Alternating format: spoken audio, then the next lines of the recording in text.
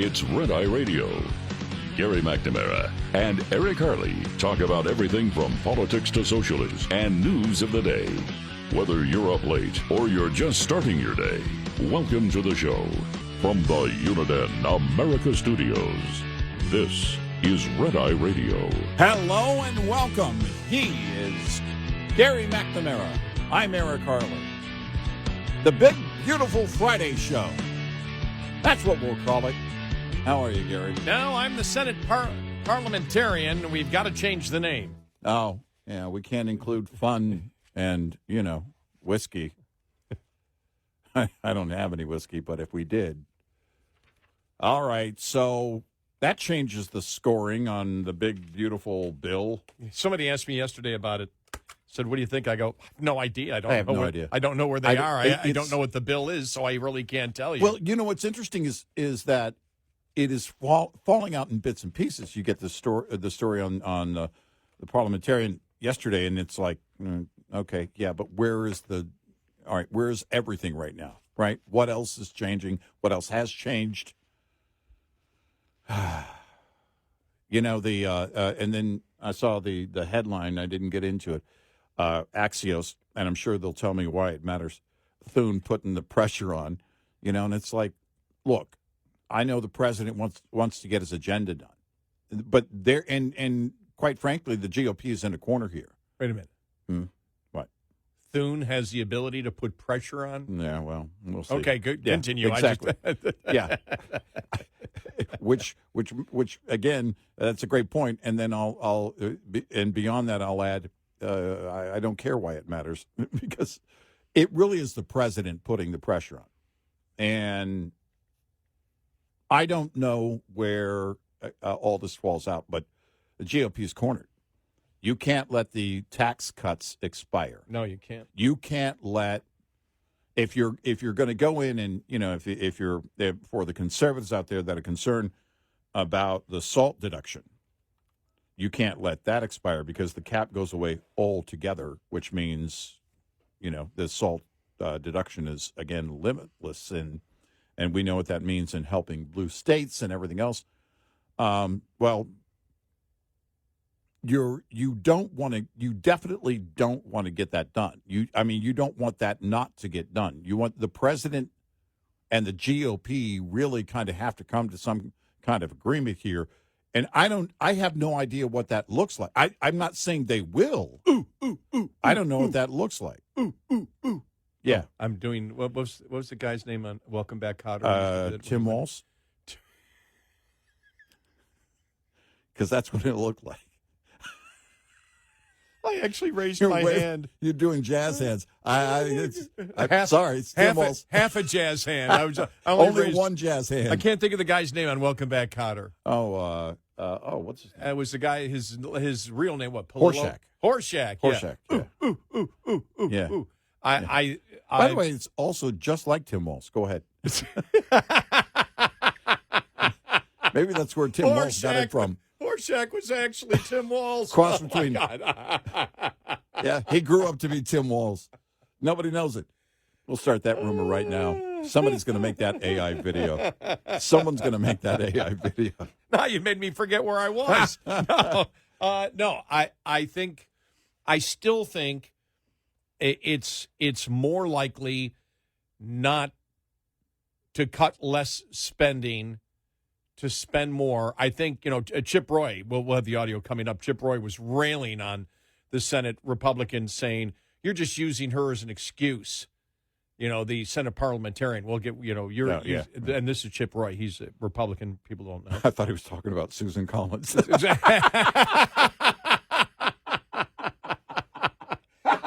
He said, you're just using her as an excuse. You're just not going to cut. You're just not going to cut. You're not going to cut.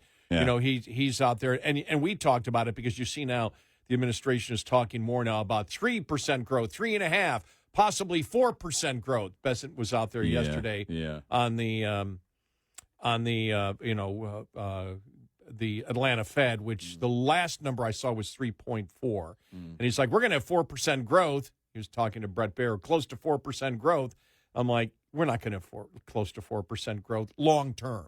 You may have 4% growth in a quarter. You're not going to get 4% growth long term. The last 25 years, we have not seen, I think we're 2.3% growth. Right. Yeah. So not that we might not see more if you open it up, and with I look at the possibilities of AI.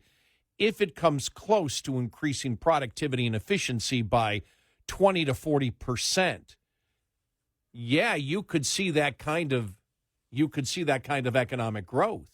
Mm-hmm. If you got that, and I don't know if long term you're going to get that from AI or not. I don't think anybody knows. Well, yeah, otherwise you wouldn't be going from, well, I've heard anywhere from 20 to 60%. Well, that's a huge number. Right. Yeah. And it's like, over what period of time, will we see that? And yesterday's second revision for Q1 dropping quite a bit doesn't help in that regard. It's I've said for a while, I believed for a while that if you're going to score something, it should be on the average GDP growth. And then that's your baseline, and that's the only thing you can score it on. And say you go back, 10 years, 20 years, whatever you want to do. They're not going to create that rule because that doesn't help them at all. Otherwise, they can't bring in these big fat bills and get them done. But the American people don't care either way. The American people aren't watching it like wonks are going, well, I wonder what the GDP. We have to start with, most people in terms of following all of this, we have to start with the three branches of government. And then what is GDP growth? And then, this is a big part of why Americans don't care about this massive spending. Yeah, because they don't get involved. And so I would dare to say the spending cuts will, the actual, I don't want to say spending cuts, the actual deficit reduction is not a priority to the American people, and therefore I don't think it'll be a priority for Republicans in Congress. If I'm wrong, oh, man, I'll jump from the rooftops. Yeah. I'll be saying, I was wrong. Yeah. No, I think it's look. I was completely and totally wrong. I saw an interview the other day with Elon Musk, and he wasn't wearing anything that said Doge. It's over. I mean, it's over. Well, By the way, I did tell you. I think he's done. I think he's completely done. Right, in fact, off the air the other night, I told you I haven't seen one of his posts here lately. And of course, he makes a lot of posts, but I haven't seen one of his posts here lately that didn't have to do with SpaceX or X or the brain chip or his or Tesla. Everything was about what he does full time. Nothing about Doge or government. It's all that's wiped out. So clearly, I'm with you. I don't think that the GOP now is. I mean, with the exception of Massey, Chip Roy, I just don't think you're going to get maybe Rand Paul a little bit. Rand Paul was out there yesterday. He was on a podcast that I hadn't heard of. That doesn't mean it's not popular, by the way. And there's only one there's only one important podcast out there. Exactly. It's ours, Red Eye Radio. Exactly. Listen, get the app, would you? Download our Red Eye Radio app today. Do it today. Wasn't that slide? We included a promotion to help benefit ourselves in That's the middle of a hard news segment. Exactly. Rand Paul, why aren't you on the Red Eye podcast? Anyway, the whole thing is, well, I guess he just made it technically, but he posted it on on his X. It's the only way he's going to appear on it. But he posted it on X, the conversation that he had, the not so big, beautiful bill.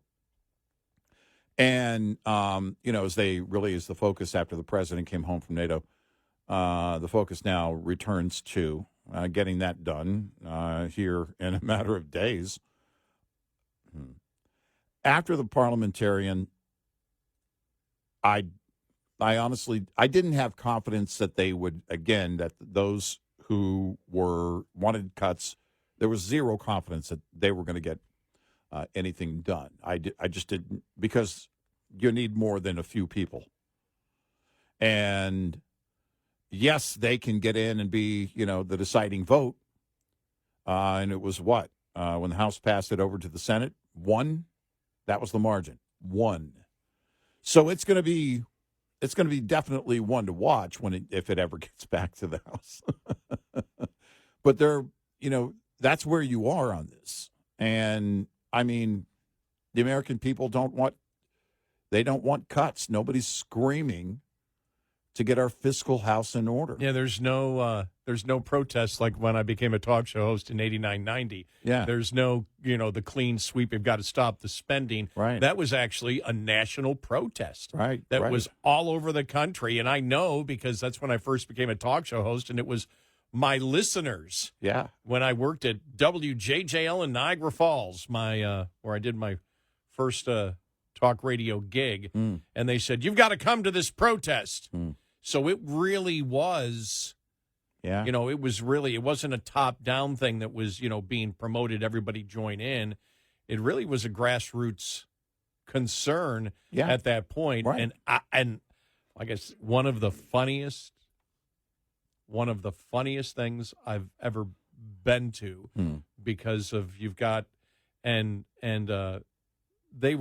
it's funny because now I say there were a lot of older women there. They were probably in their 50s. That's not the funny part. To be clear. Right. No, the funny part was there they are on the steps, and they all have brooms out, and it was mostly the women up there they brought the brooms. The women brought the brooms. And they're all sweeping. They're sweeping down the steps where the congressional office is. The men are sitting there. And I brought my wife so she could bring a broom. Oh, and that was said too. It's like, why are they? I mean, it was so dang. It was one of my greatest memories because there are women up there going, "Guys, get up here and grab a broom." Right. I'm like, I don't do that. That's not. I don't. If you're not going to do it at home, exactly. do it to balance the budget. Meanwhile, Eric has 4, no joke, 4 massive floor cleaners in his house. I have different kinds of floor cleaners. We're on vacation next week. Yeah. And it's my summer cleaning. Yeah. You know what I'm really looking forward to? Mm-hmm. I've got, one of the shampoo steam cleaners. I do all of my carpeting. Yeah. That's my big plan. Yeah. And to get my chlorine, get a new chlorine generation system. That went on the fritz for me. I've got a saltwater pool. I bought a new steam mop. I have all hard floors, so I bought a new steam mop. I've got a rainbow vacuum. I've got a ton of, I don't know. I got probably 4 or 5 different. Out of all of them, the rainbow's probably the best. So if you're wondering what it's like to be a nationally syndicated talk show host, those guys are on vacation. What are you going to be doing? You're going to be in the Cayman Islands? Cleaning the floors? No, I plan. I'm really, really excited because I'm gonna shampoo basically shampoo my carpeting. Yeah. This is just I can't wait. I get to move all the furniture.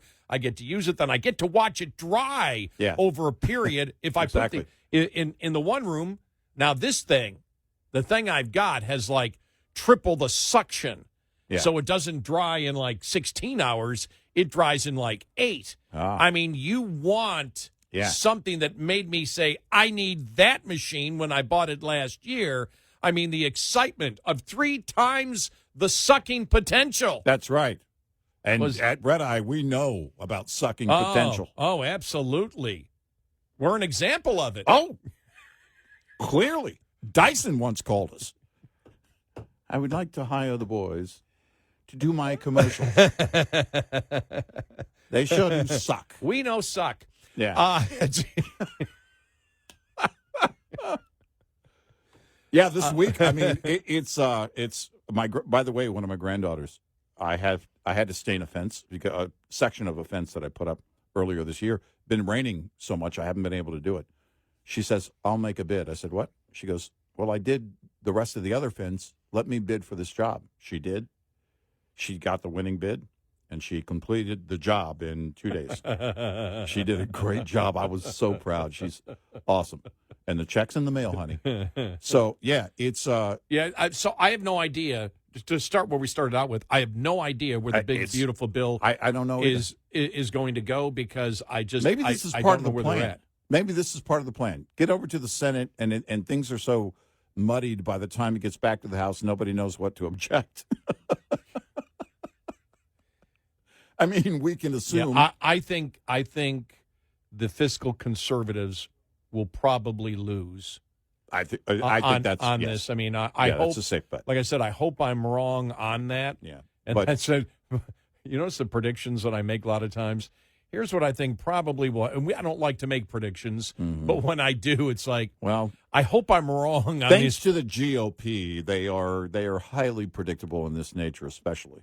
And again, after in the era of Doge, or now post Doge, if we weren't going to get it done, I don't think we'll get it done in my lifetime. It's not going to happen. Well, definitely not in my lifetime. Oh, most definitely. Now, look, I would stop buying green bananas, frankly.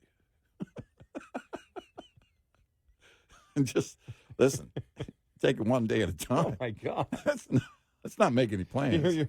You're saying I've got less than 2 weeks?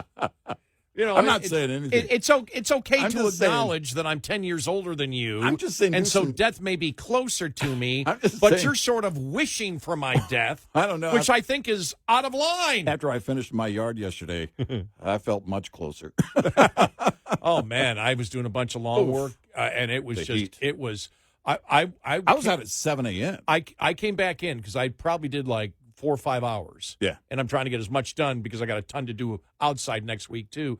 I came in. I drank water, but I felt a little sick. I'm like, oh, boy, man. Yeah. And it was like 91, 92. I'm like, it's got to be the humidity. When I started, it was like 78, but still, it was the humidity was, Because, I'm out there when it's 100, 102, 103. Oy. Maybe not any. Maybe I shouldn't do that anymore. Maybe. 866, I'm elderly. I'm elderly and I slurred elderly. 866-90 Red Eye. Hey there, Hope Savara here with Mother Trucker Yoga, and this is your health tip of the day. Healthy driver, healthy diesel, powered by House. Neck strain can really be a pain, especially after long hours behind the wheel. Did you know neck pain affects nearly 70% of drivers at some point in their career? So let's loosen things up.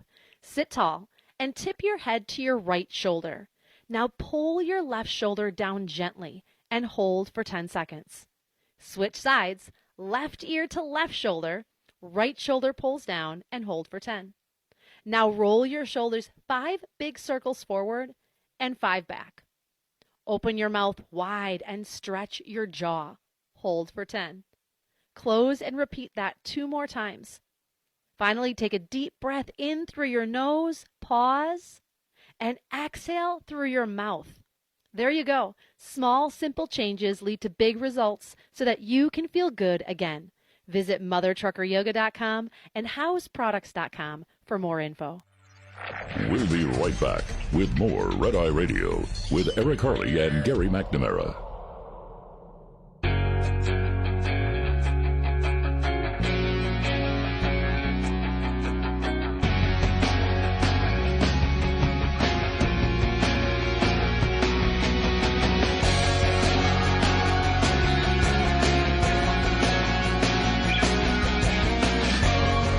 Charlotte Radio, he is Eric Harley, and I'm Gary McNamara. Welcome and good morning. Thanks so much for being here this morning. All right, Iran analysis coming up here in a little bit. I'm telling you, it's just amazing how much time is being focused on the New York City Democratic primary, isn't it? And it's just like it's hilarious. I think it was Joe Kernan on CNBC had Elizabeth Warren on. He said, "What about the defund the police?" With him. Right. Oh, I don't think that's true. And then she just moved on to something else, and she basically filibustered. It's like, no, he believes social workers should replace police. Right. I mean, we'll get to that and a whole bunch more.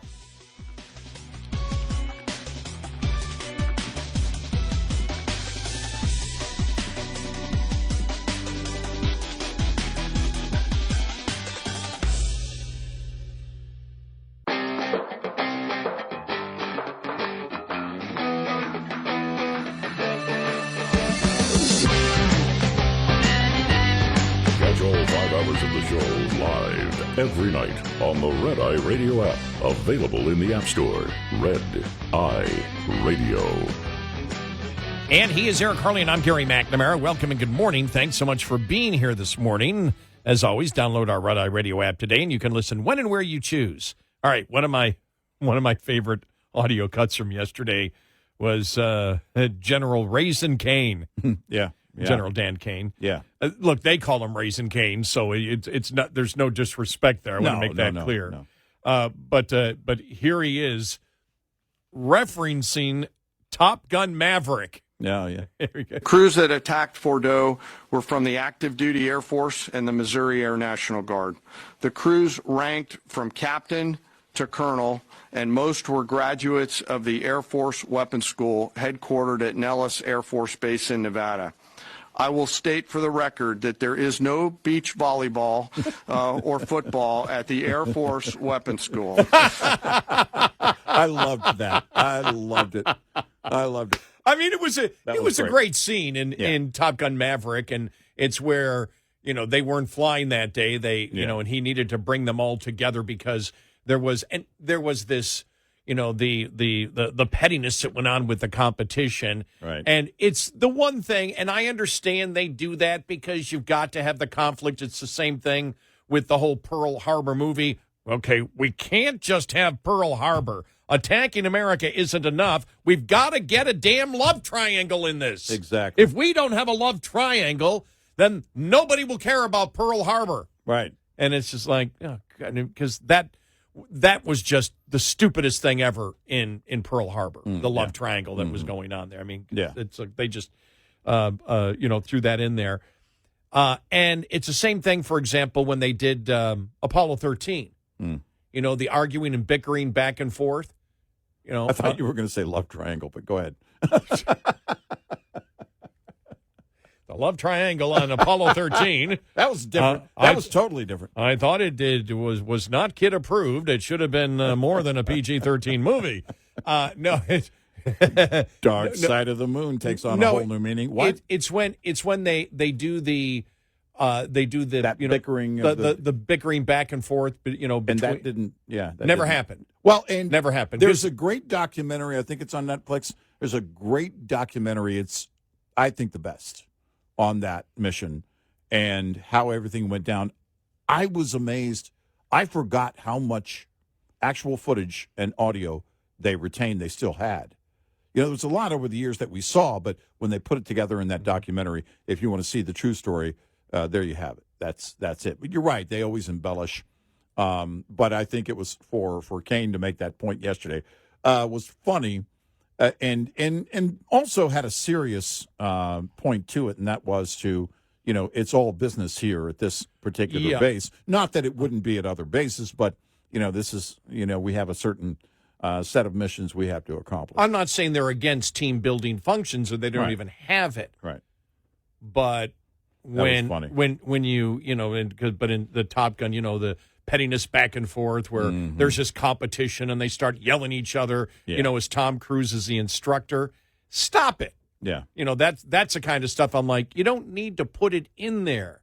There's nothing with saying these are dedicated professionals.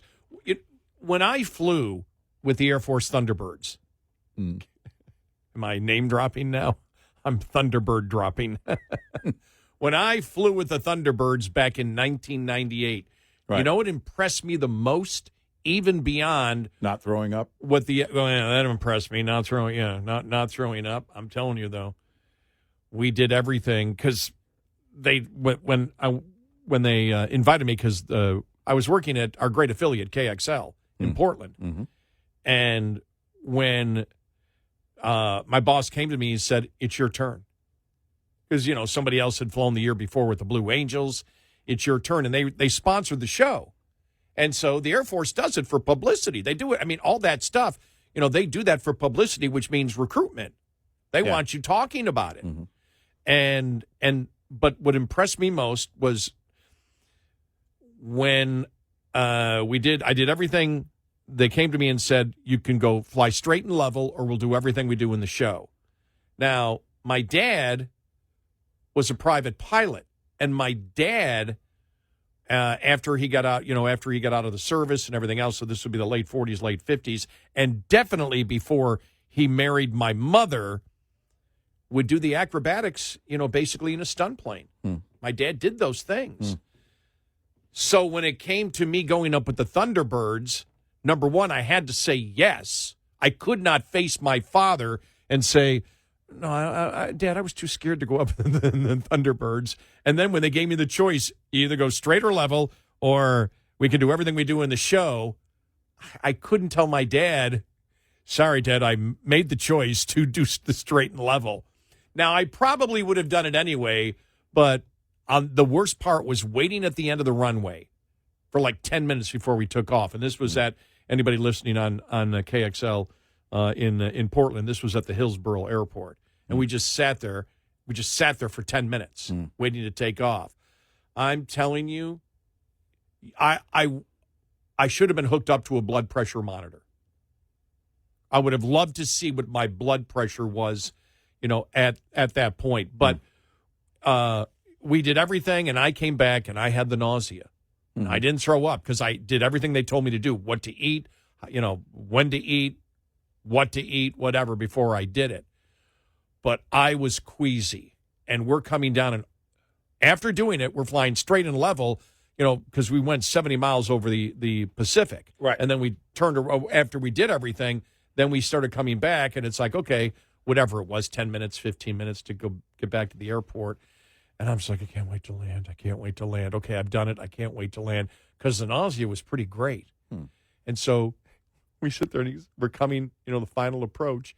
He doesn't land. He goes about, 200 feet above the runway, and then goes up and right through the clouds again, does a spin around. I wasn't expecting it. But I still held it all in. But the best part about that was all my golfing buddies met me at the sports bar where we would hang out after a golf round. They're all waiting for me. I walk in, and they say, you want a drink? I may never want to drink the rest of my life. I'm so high right now on adrenaline. And it really lasted a full 24 hours. Yeah, sure. It was like, it was really, really good. Yeah. But what impressed me the most, and I've talked about that, but what impressed me the most was the absolute professionalism of not just the pilots, but the crew that maintains those planes, the maintenance people. And you could see, the relationship between the pilots and the maintenance people, the crew, the maintenance crew.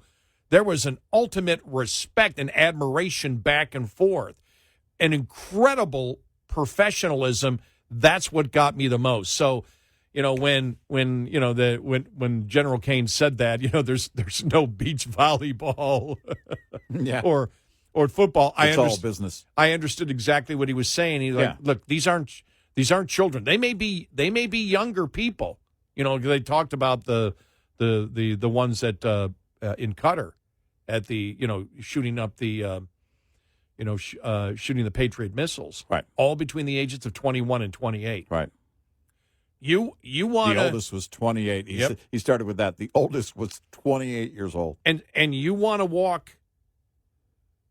You want to walk out and have confidence in the youth of society. You go and you meet those people, and you walk out saying, "Oh, I guess I shouldn't stereotype younger generations anymore."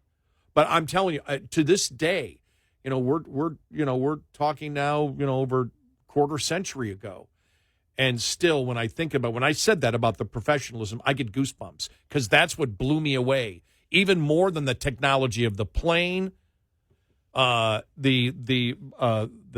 pilot, who was the instructor, he wasn't actually one of the pilots, and they said, no, he's the best pilot. Now that sort of fit the Ted Cruz, the Tom Cruise thing, where they said, he's the instructor, he's the best pilot, and obviously you could see from the movie he was the best pilot. He said, no, the instructor is the best pilot. That's the best pilot there, that of all of us.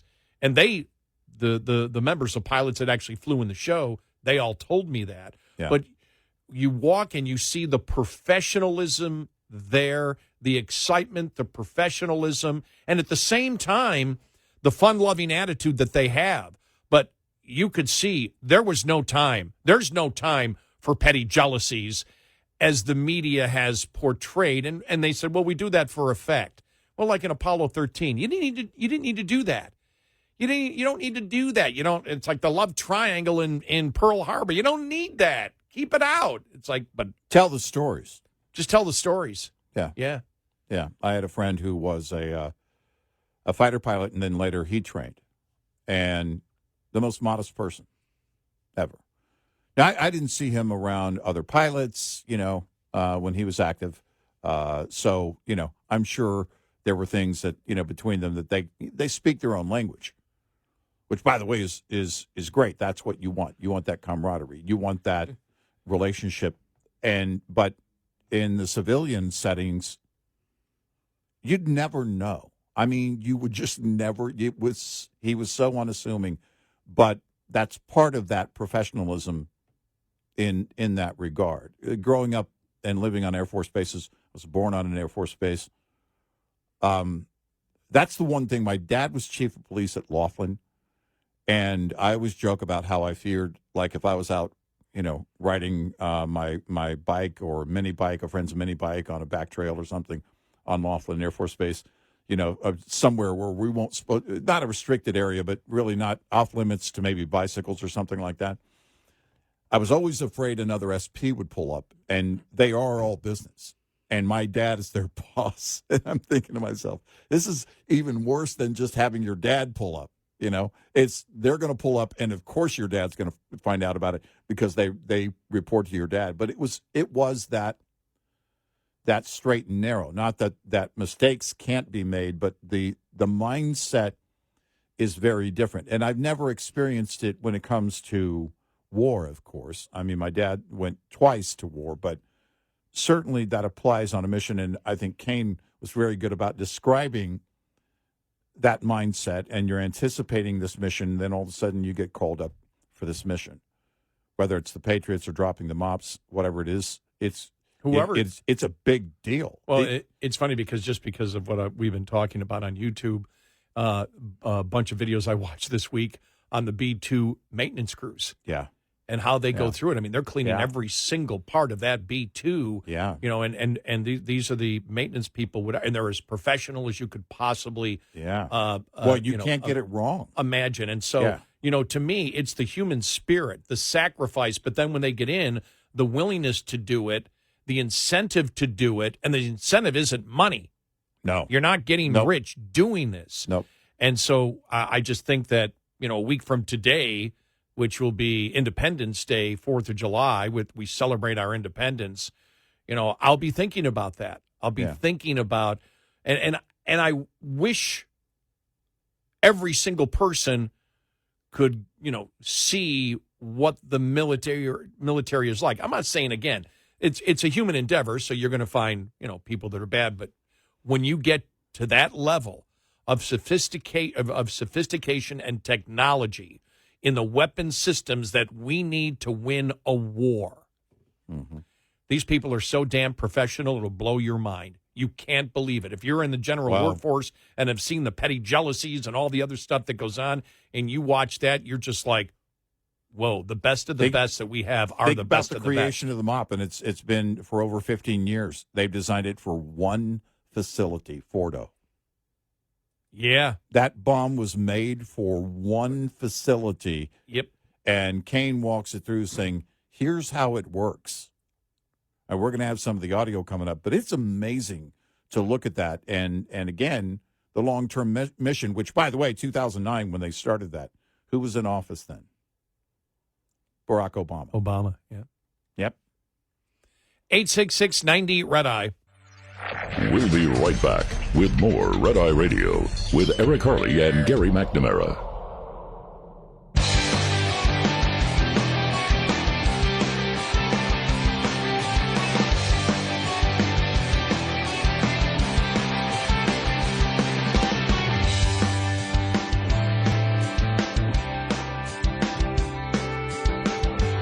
It's Red Eye Radio.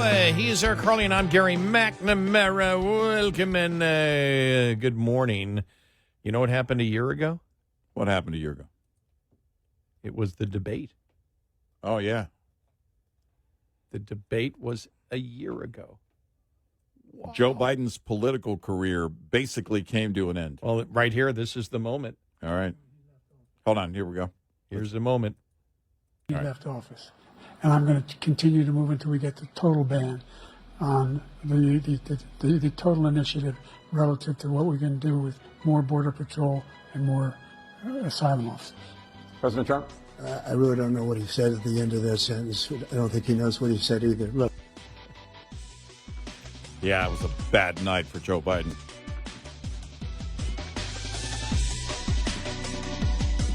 Top of the Hour News is brought to you by House Products.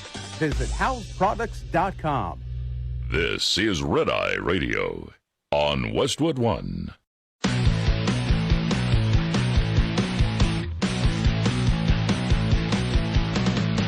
Now, it's Red Eye Radio. Gary McNamara and Eric Harley talk about everything from politics to social issues and news of the day. Whether you're up late or you're just starting your day, welcome to the show. From the Uniden America Studios, this is Red Eye Radio. All across America, we are Red Eye Radio. He is Eric Harley, and I'm Gary McNamara. Welcome and good morning. Thanks so much for being here. Thank you. How's everybody doing? Happy we made it Friday. We made it to a Friday. It's been a long week. Our final day before our vacation next week. Well, it's been a long week. We've suffered. That's right. We've suffered for the show. We're heroes. That's right. We're talk radio Nazis like the soup Nazi. He suffered for his soup. We suffered. We worked 6 days this week. Well, at least 6. At least he had soup. What do we have? Don't answer that question on email or Twitter. We do want to remind our audience the very capable and Marconi Award-winning Dan Mandis from our great affiliate WTN. Thank you, Dan. Is going to be filling in next week, so he'll be here on Independence Day morning. We'll have a best of show that will run, but Dan will be here throughout the week to cover anything and everything, of course. And the audience loves Dan. And, you know, I find that there's a lot going on in Nashville, you know, WTN based in Nashville. There's so much going on in Nashville these days, man. I mean, it's crazy. It seems like that's becoming more the hub. I just read where some of the tech companies that moved to Austin, one or two of them actually is moving to Nashville. Oh, yeah. You look at the hot spots right now in the United States. Yeah. Probably Dallas, Fort Worth, Nashville, and parts of Florida. Yeah. Yeah. And it's maybe even going to be more from New York heading to Florida. Now, we got beaches here in Texas, but people probably view Florida a little bit different. But Nashville has just boomed. I know a number of people that in the last couple of years have been looking to a place, looking where to move, and that's what you get. That's what I've gotten from them is, okay, it's between Nashville, Florida, or Texas. Now, it's interesting because almost to a T, they say Texas, Florida, and Nashville. They don't say Tennessee, they say Nashville. So my point is not that the rest of Tennessee isn't great, because I've driven through Tennessee. It's beautiful. My both sides of my family are from that area, from Tennessee. 29 years ago, I actually interviewed to work at WTN. Yeah. And so I was all over Nashville that weekend. It was just great, and drove out some of the countryside, and it was great. I've been in Nashville, I think, 3 times. Mm-hmm. Yeah, 3 times. Yeah, I love the rolling hills. I love it's just beautiful. I did a TV commercial when I worked in Buffalo. We did TV commercials for my show, and we went to Nashville to do the TV commercials, and we're walking around, and so we had to walk by the Ryman.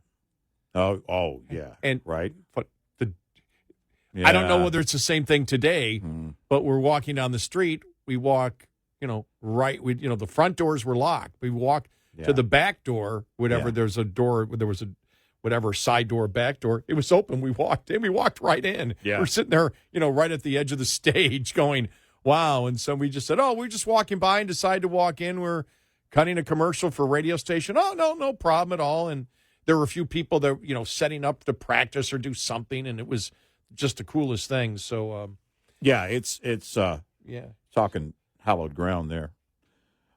It's just a historic auditorium. But it is interesting to see because you think about the mindset. All right, you want to be in a business friendly environment, in terms of the political environment, regulatory environment. So Texas, Tennessee, which has been primarily, as you mentioned, Nashville, and Florida.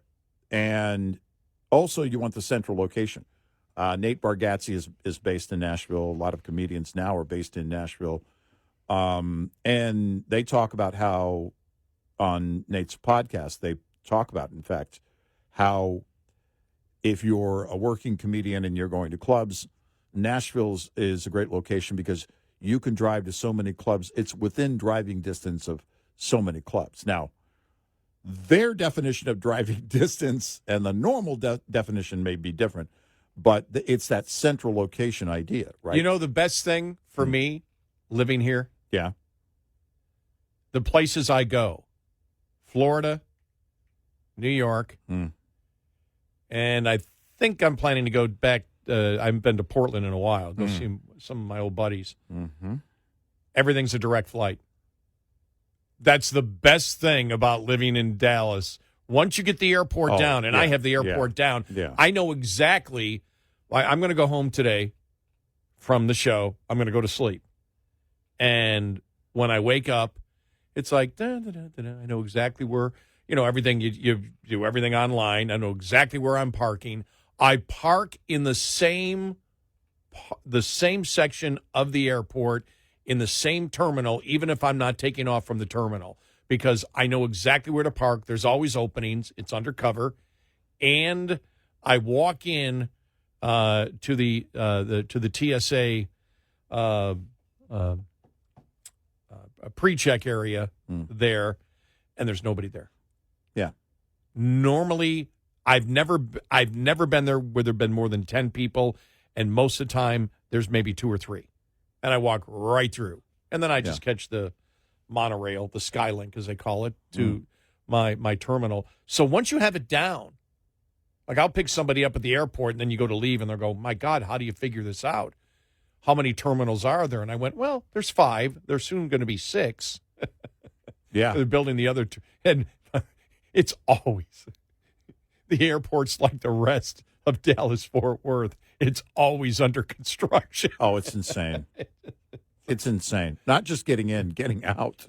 But once you have it down, but that to me, and I love where I live. I mean, I absolutely love where I live because there's hiking trails, biking trails. I live on a peninsula of a lake. It's reasonable cost. I mean, just a great place to live. Actually, where I live, when anybody visits me, the first thing they say is, "This doesn't seem like Texas." Well, if you're expecting tumbleweeds and you can get it, but and cattle in your front yard, right? But oil rigs in your backyard. But then when I first I do have those, by the way. Well, when I first moved there were cows just 30 seconds from my house driving. Mm-hmm. Now they're developing that part. You have to go about 2-3 minutes. Well, they for still me to grow, for me to find cattle. They actually grow hay and bale it right at the end of this main street that our studio's on. So 2 blocks west of our studios.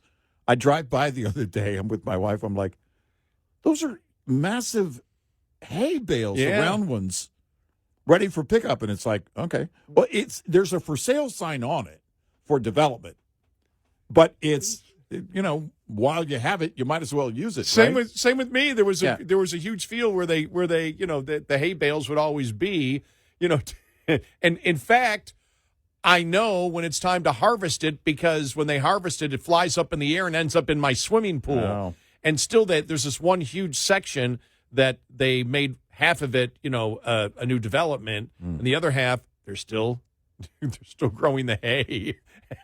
Yeah, and it's funny because I live my peninsula is the peninsula I live on this lake is basically 99.9%. But what's open still is the commercial space. Yeah, and so everything is for sale, but they're still doing the hay. Yeah, there's a big for sale sign on that lot, and massive hay bales there. But you kind of get the mix of all of it. But I think it is interesting the way that things are shaping up right now with corporations and companies realigning. Okay, where's the best place for us to do business, be productive, be efficient, and be profitable? Well, when you look at, you look at, and so glad we got to talk about Dan Mandis and then get to talk about, Nashville and Florida and Texas. And there are other places, for example, where companies want to go. But I happen to see this, and it all relates to it, on X yesterday, Carl DeMeo, who is a legislator in California. California should brace for more than just $8 per gallon of gas. I just left a closed-door briefing for legislators where we were told California oil industry is on the brink of collapse and there is a pending pipeline shutdown. Result, $10 to $12 a gallon of gas and gas rationing. Well, when Chevron decided to get up and leave, they could no longer afford to stay. I've been saying this for years. At some point, you can't afford to stay. And Chevron had been there for ages. But if companies are going to pull out, especially oil companies are going to pull out, then that's just going to be the cost of living in California based on how people vote. This is a choice. All of these are choices. The way the things were handled, whether it's the riots and the attacks on officers, the way that the fires were handled by both Mayor Bass and Governor Newsom, all of that was a choice. They still have the majority of the voters in those within their jurisdictions voting for them and supporting them. While their approval numbers can come and go, they're winning elections. Mm-hmm. And these are all choices. And I hate that for our friends in California. I've been to California I don't know how many times. The rafting on the American River and just doing a number of things there around the Lake Tahoe area on the California side. But even as a tourist, it's like I've got to make my choices differently if it's going to be more and more expensive based on, again, laws and rules that apply here. But for the people who live there full time, I remember a colleague, he was about to retire. He was getting close to retirement. He said, and this was probably 5 or 6 years ago. And he said, I'm not going to retire here. And I've lived my life here. And I can't. I'll never be able to afford this state in retirement with a fixed income. It's just not going to happen. So when you talk about companies that create jobs, great jobs, but deliver what the citizens need, they produce and deliver what the citizens need locally. If that goes away, then the cost of trucking all of that in is going to be enormous, and it's not going to change because I don't know what you do to get them back. I don't know. In my lifetime, I don't think it's going to happen. California's not going to change. They're not going to all of a sudden open up for business in that way. That's not going to happen. Then the question is, when you look at, and we were talking about yesterday, the big cities of New York, Chicago, and Los Angeles as an example of complete incompetence when it comes to mayors. Just complete and total incompetence. But you have the voter voting for that. Yeah. And, I saw yesterday, yes, but it's only whatever the amount was. It's only 9% of the electorate that voted in New York. Yeah, but that's the lead person in the Democrat primary. However you want to spin it, that's the lead. Yep. And the other people aren't great either. that right. Also, it's not like there was this incredibly great candidate on the Democrat side. Right. And you and I, we've talked about there will come a point where companies will look long term and say, we need to look over the next 25 years. And we know that over the last 25 years, that these states, no matter how much we have lobbied for them to become a better business state, they're not doing it. And so we always hesitated, figuring it might get better. But after 25 or 30 years of seeing where they're going, and then seeing where they're going still now when it comes to energy. Yeah. And again, if you're going to have any type of manufacturing base or tech industry with AI and everything else, electricity is absolutely paramount. Cheap electricity. Mm-hmm. You did see that Kathy Hochul yesterday or 2 days ago in New York said they're going to build a new nuke plant. Mm-hmm. That freaked out a lot of liberals yesterday. Right. But look at New York City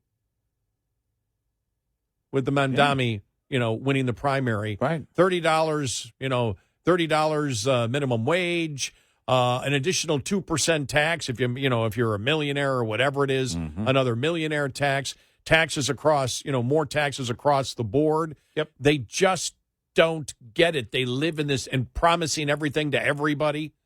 I think it was the Babylon Bee that I read you that, the lead headline. Democrats discover innovative strategy of promising free stuff to stupid people. But they're doing it again as if government can provide everything. And you're going to have companies look at this and say, who are the people that long term? What are the states that we believe long term will just have a better business climate? And you're seeing people move, and you're seeing companies move, and there doesn't seem to be any movement from these states to reverse. In fact, they're doubling down. Yeah. On the liberal insanity. Right. And that's it. And again, they're winning elections. Yeah. By doing it. And so you really have to wonder what's going to happen over the next 10 years. How many more companies? When will people finally say enough is enough? And when will it get to the point? We hear a lot of people that are middle class or poor in California say, we just can't get out. Well, eventually it will get so bad where you have no choice but to get out. Like I say, at some point, you can't afford to stay. You have to get out. 866-90-RED-EYE. Brought to you by FPPF, Fuel Power Max. Owner-operators with authority generally have two options when it comes to sourcing freight. Brokers on the spot market or directly from the source, the shipper. As any trucker with relatively recent experience with spot freight knows, the highs of working the load boards can be really high. On the other side of that coin, however, when the market flips in favor of shippers, it can be tough to keep your business afloat working with brokers. The smallest carriers with direct customers, however, can hang on through tough times or even prosper, as long as demand for their customers' product remains at least somewhat stable. Owner-operators in it for the long haul make direct business with customers a principal goal. Owner-Operator Business 101 is provided by Overdrive's Partners in Business program. Go to overdriveonline.com to the Partners in Business section of the website for more detail on this and many other topics. Brought to you by Shell Rotella, with advanced synthetic technology is designed to help keep your rig running with more mileage and less maintenance. Lines open for your calls.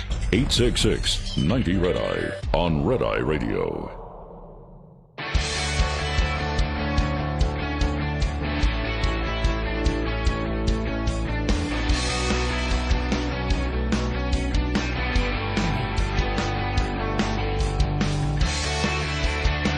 It's Red Eye Radio. He's Eric Harley, and I'm Gary McNamara. Coming up following the bottom of the hour, the great relationship between the White House and the press. Coming up following the bottom of the hour. Plus, for your entertainment purposes and my entertainment purposes, A couple of more Senator John Kennedy's audio cuts from this week. Oh, yeah.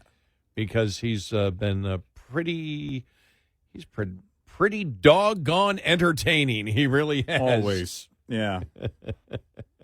Yeah. I don't know what it is I like about him. Maybe it is this.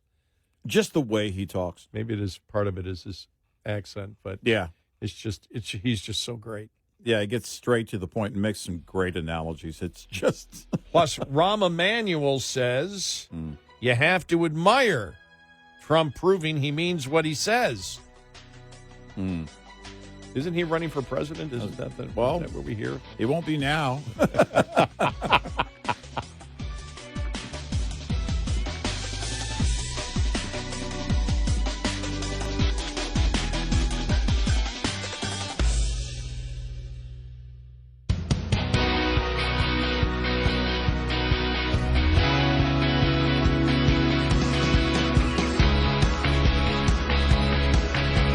Listening to Red Eye Radio from the Uniden America Studios.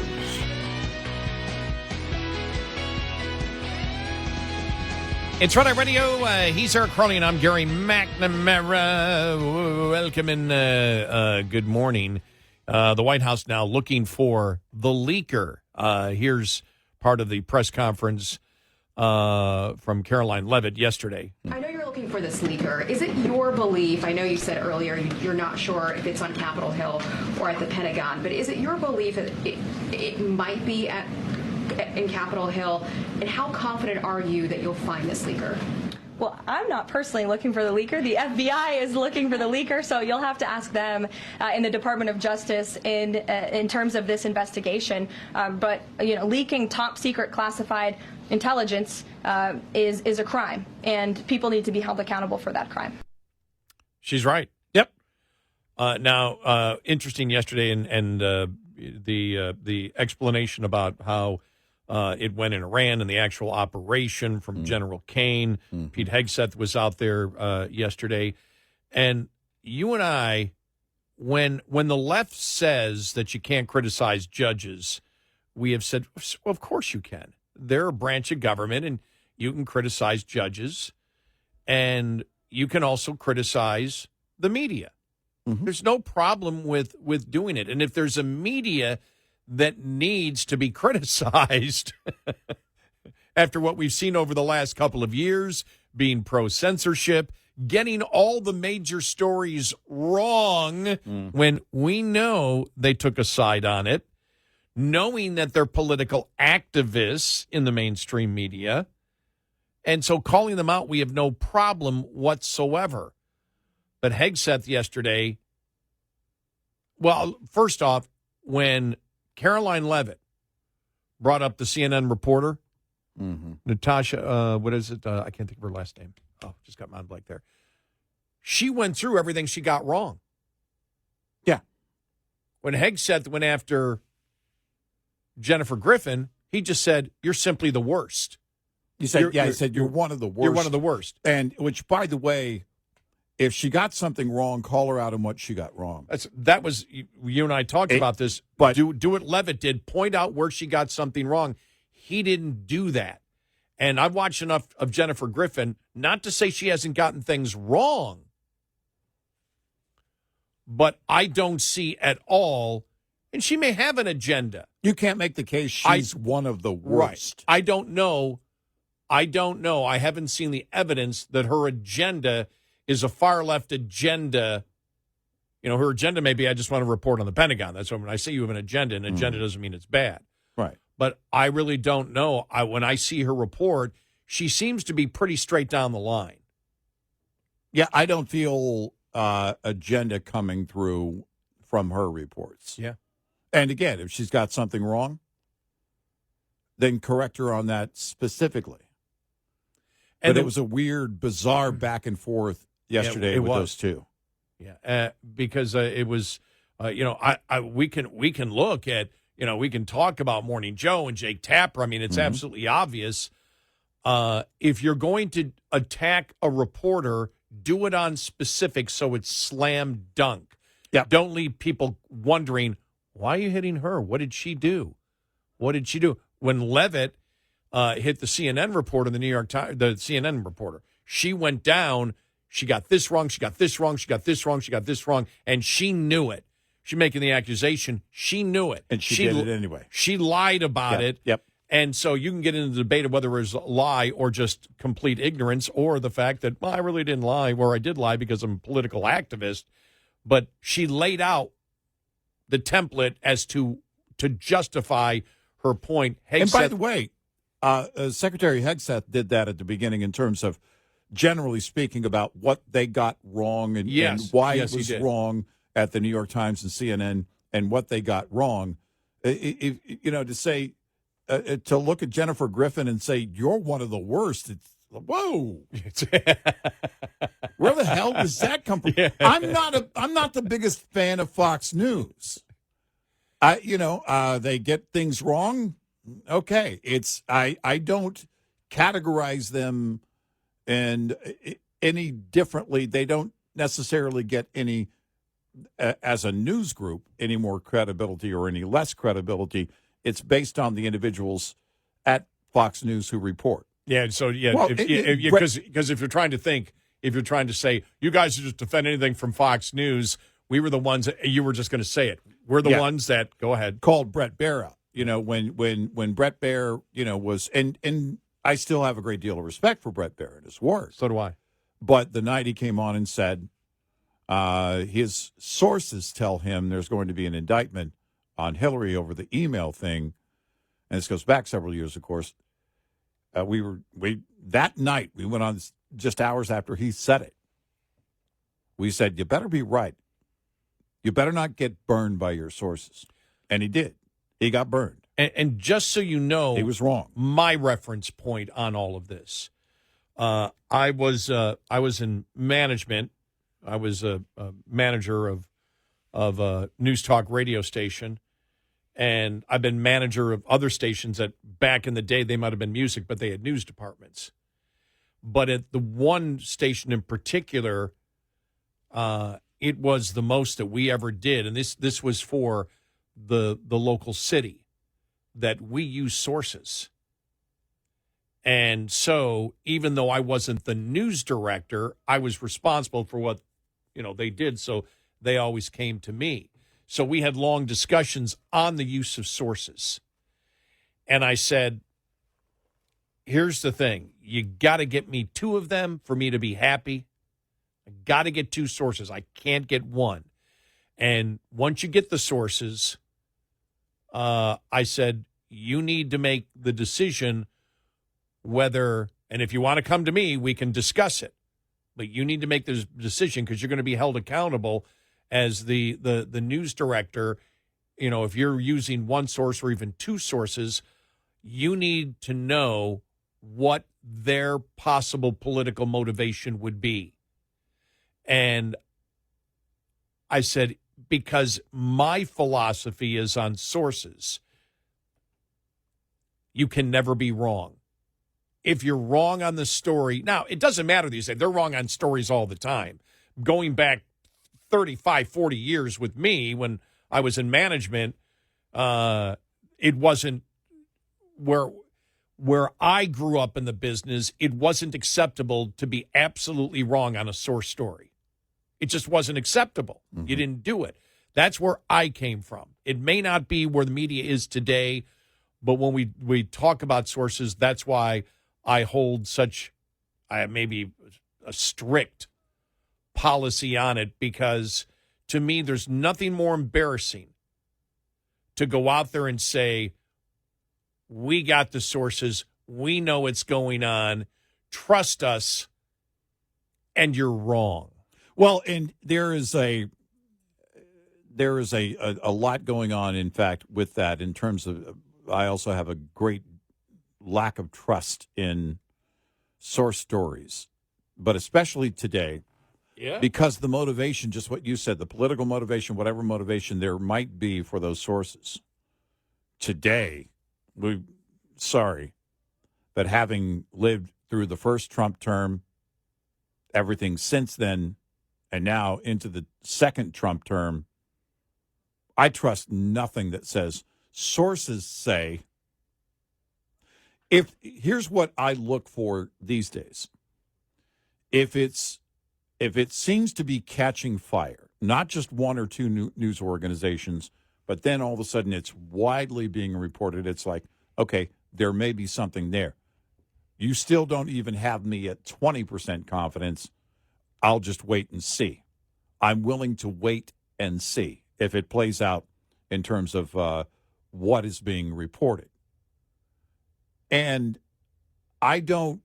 because I don't have the need, I don't feel any pressure whatsoever to be first.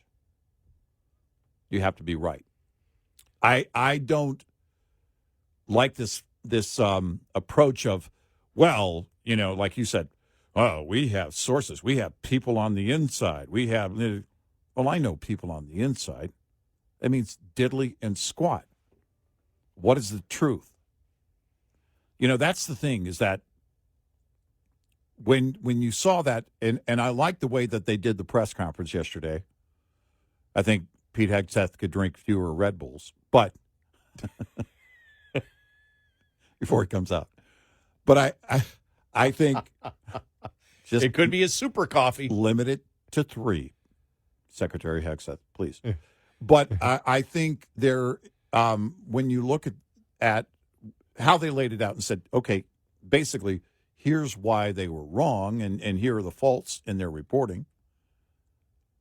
And when you hear the words low confidence, those are words that you hear from, in our case, our boss. You don't put much into it. It's like, oh, well, okay, I'm not going to bet on that either.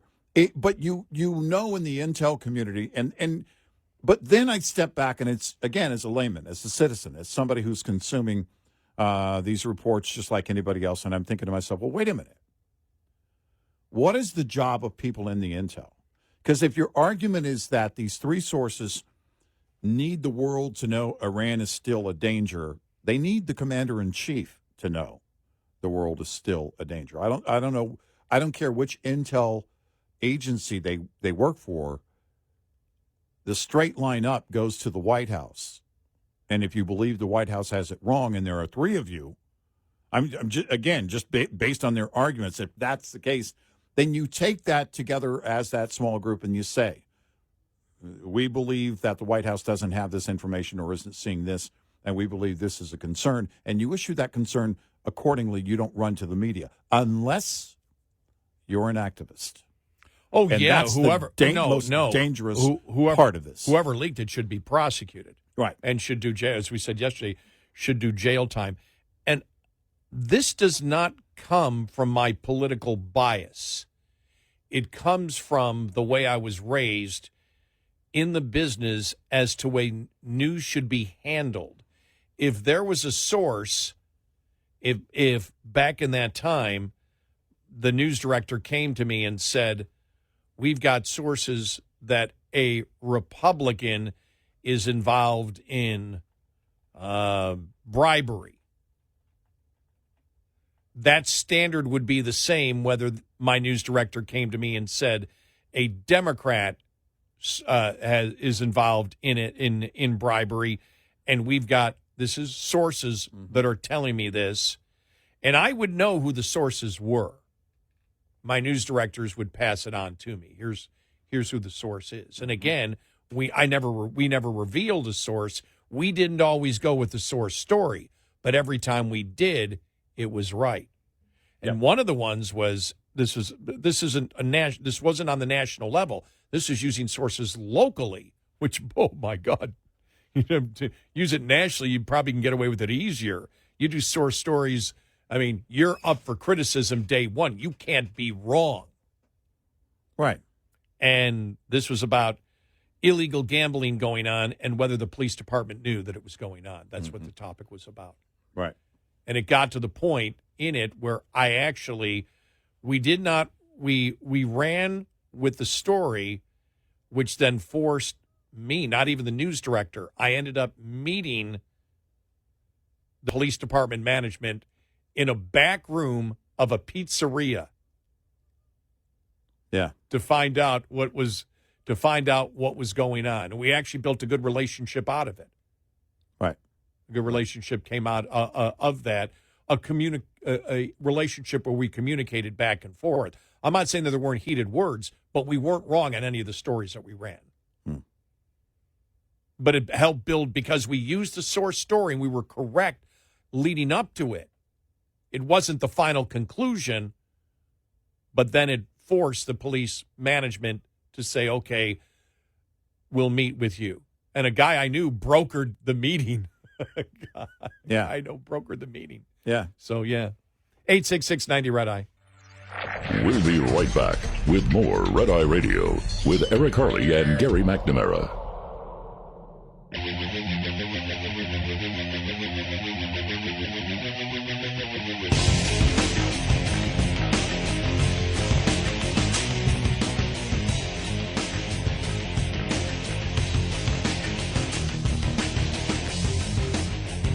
It's Red Eye Radio. He's Eric Harley and I'm Gary McNamara. Here's a headline we'll get to following the top of the hour. House Republicans approve a plan to import more foreign workers for blue-collar American jobs. So we will get to all of that. All right. Yeah. A poll on Trump's airstrikes on Iran. We will get to that. And Iran cracking down on dissidents after the 12-day war. You figure that would happen. They're going to go after anybody who they figure was any type of mole or spy or any dissident. Yeah. Right. We'll have that coming up.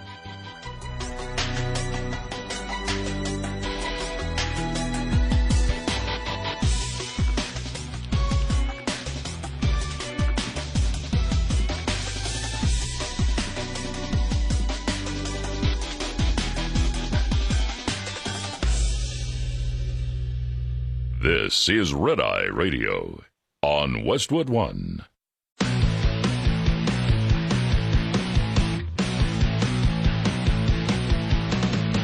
Now, it's Red Eye Radio. Gary McNamara and Eric Harley talk about everything from politics to social issues and news of the day. Whether you're up late or you're just starting your day, welcome to the show. From the Uniden America Studios, this is Red Eye Radio. All across America, we are Red Eye Radio. He is Eric Harley, and I'm Gary McNamara. Good morning. Happy Friday. Let's get right into the audio cuts, okay? Let's do it. Eric Adams announces his re-election campaign. We've heard a lot about Democrat socialists. Yeah. How about Democrats against socialism? Oh, okay. He says that, not at the beginning, but wait. All right. Here we go. And this election is a real choice. This election is a choice between a candidate with a blue collar and one with a silver spoon. A choice between dirty fingernails and manicured nails. A choice between someone who delivered lower crime, the most jobs in history, and the most new housing built in decades, and an assembly member who did not pass a bill. None. It's a choice. Selection is a choice between real progress and empty promises. A future for working people, not a fantasy state. This election is a choice between those who believe in this city and those who don't. Let me tell you something. This is a city not of socialism. Whoa! Well. Whoa! Okay. Whoa! All right Whoa! then. Hey! Hey-o. Oh! Look at Adams. All anti-socialist and whatnot. It's going to be fun. It's going to be the first mayoral race that's actually going to be fun to watch. Maybe not fun in the end when the results come in. Oh. But I saw more and more, by the way, I had to have been yesterday, basically saying what we were saying. Hey, if New Yorkers choose this. This is on them.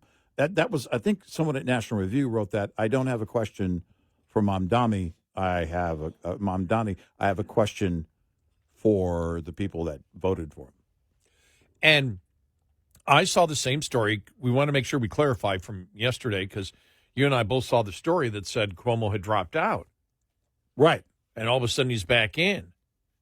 Yeah, at first it was he was considering an independent run, and then later in the day it was, no, he's not.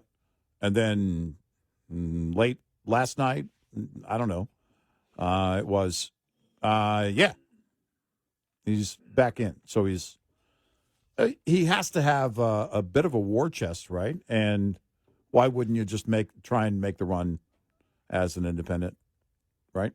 Mm-hmm. We'll see where that goes. But, yeah, he's back in. Apparently, at least for now. This is going to be fun. It is. It's going to be. I just want to see how Adams and Cuomo, and I just wonder how much pressure there will be on Cuomo to drop out.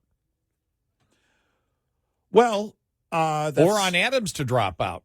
I don't know where this is going to go. It could be either or. It's, the question is, all right, who gains the backing of, again, the anti-socialist group of voters in New York, and how big is that group? How many New Yorkers don't care? Well, they call him a socialist, but he's going to do good things. It was, by the way, it was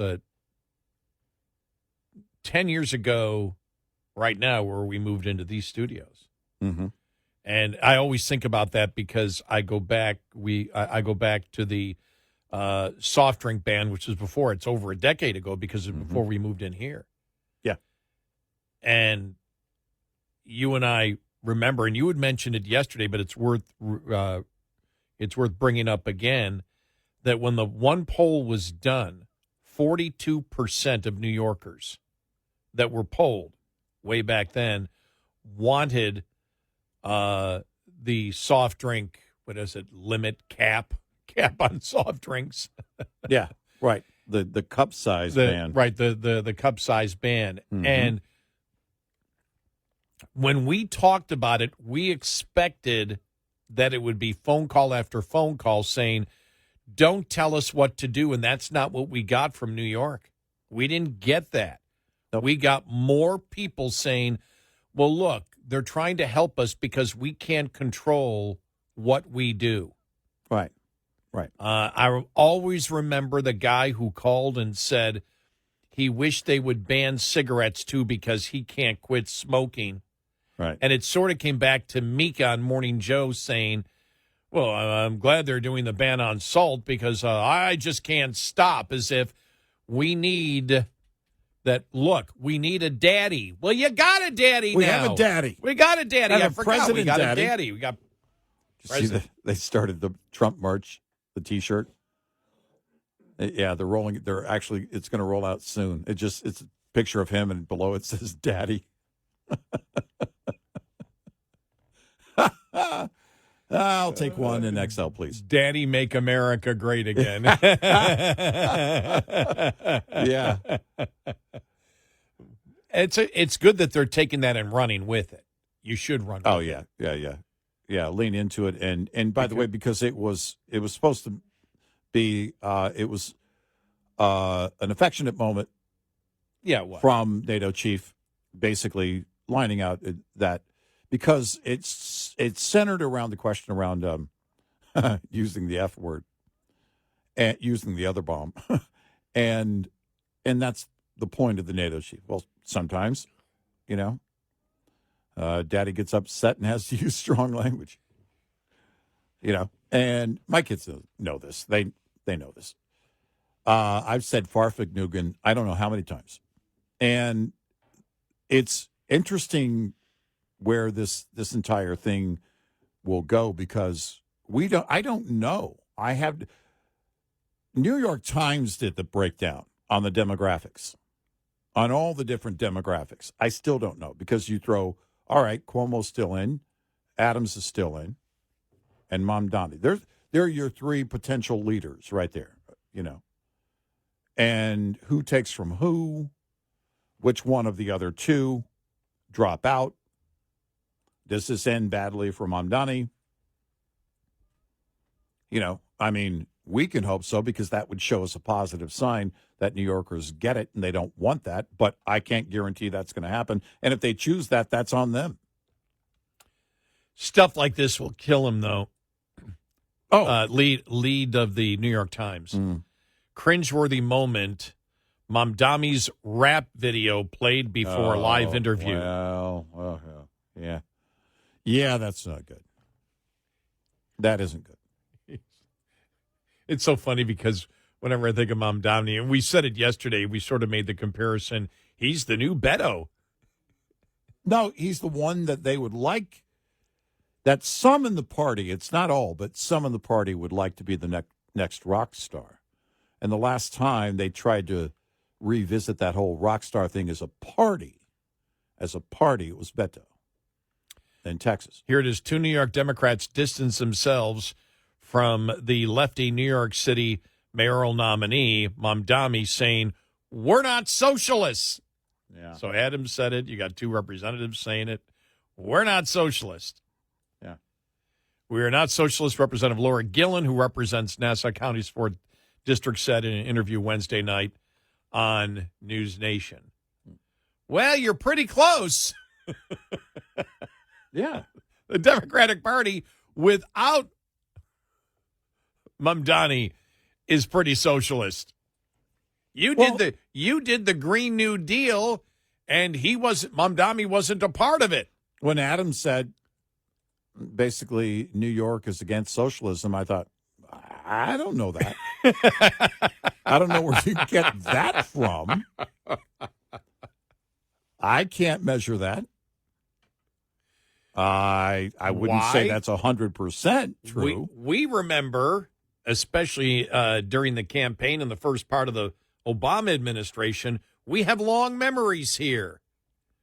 Well, long like memories. You said, we remember the SALT ban? No, socialism was the new N-word. Oh, with Obama, remember? It was, yeah. It was the new N-word. And now they, and keep in mind, democratic socialist. Well, is this the proof that socialism is racist because Mamdani is an admitted socialist? So are all the democratic socialists out there like Bernie Sanders? Now, Bernie Sanders, who supports much more socialism, does that come from white supremacy since socialism was the substitute for the N-word back during Obama? These are just questions. We're just asking questions. We're just asking these questions. Yeah, I mean, we didn't come up we with don't the rule know. book. Yeah. They are the ones who create these labels for themselves and their party. And that we're just asking questions. Think about like the trans fat ban. Remember that? Yes. If you say trans fat, young people think you're talking about an LGBTQ billiards expert. You can't say trans fats today because they're like, what, who? I got it. I don't know if anybody else got it, but I got it. Instead of Minnesota, right? Yeah, exactly. Yeah. Instead of Minnesota fats. But it's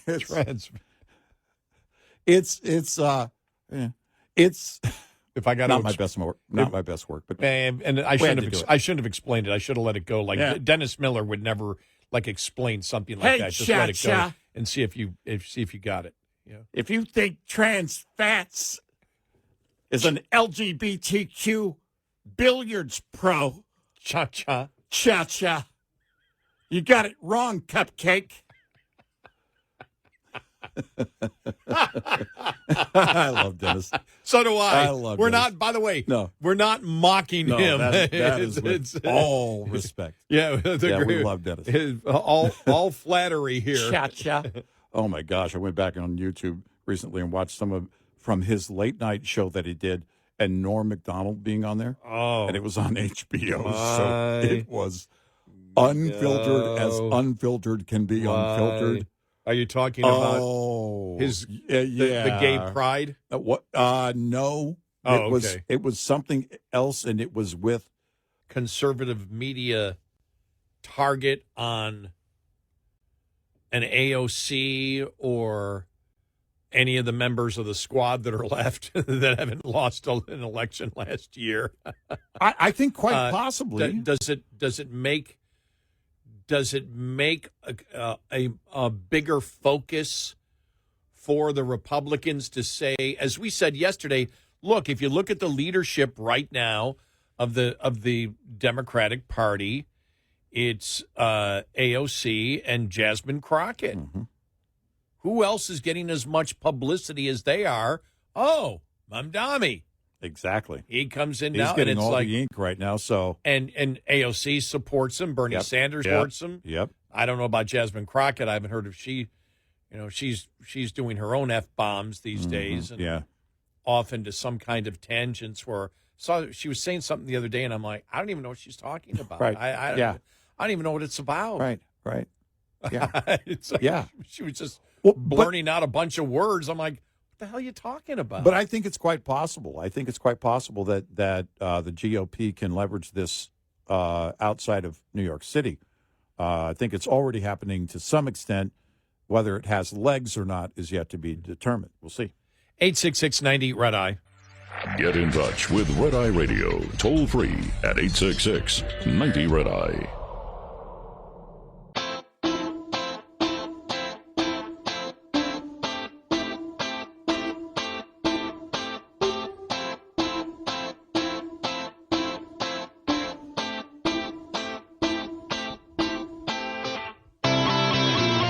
It's Red Eye Radio. He's Eric Harley, and I'm Gary McNamara.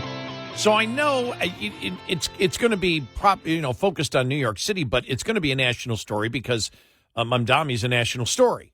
Yeah. It's a national story that everybody is paying attention to, because the thing about him running is this where the Democratic Party is going? It's easy to see when you look at Karen Bass, when you look at Johnson in Chicago. Mm-hmm. They're becoming nationally known, not because of competence, but incompetence, and wanting to, for example, Johnson in Chicago, wanting to make sure that he taxes the citizens of Chicago in order to take care of illegal immigrants. I mean, the sanctuary city. I mean, this is why they're part of the entire culture wars. And I don't like to call them culture wars. I like to call them, I think Wesley Hunt hit it perfectly, the sanity wars. Yeah. They're involved in the sanity wars. And so I'm looking forward to, as you just said, because it's going to be a national story, which side of the Democratic Party are socialist and which are not. Because they're the ones now throwing out 3 different members yesterday, two legislators in New York and Governor Adams. We're not socialist. We can't vote for this guy. We're not socialists. We're not. So this is going to be flying back and forth. This isn't a debate between Republicans and Democrats. No. It'll be a debate across the board with Democrats that I'm really looking forward to hearing what the talking points are. That's it, because how many in the party feel more empowered? Certainly in New York they do. Feel more empowered to come out and say, no, we can't embrace socialism. So how will that catch fire enough? Or will the people in New York say, we don't care if it's socialism? I want to see how Democrats define socialism and what socialism is and what socialism is not from the Democratic viewpoint. Right. That's the entertaining part that I'm looking forward to. The debates. I want to hear that question, or those types of questions asked. Well, not just in the debate, but I mean, when you expand it out, Bernie Sanders is going to be asked the question now. AOC is going to be asked the question now. Tlaib's going to be asked the question now. Do you support Mamdani? Whatever. Is this all Islamic phobia going on? All these things are going to be Democrats arguing with Democrats. Republicans can sit back and go, okay, get the popcorn. Yep. And I'm going to.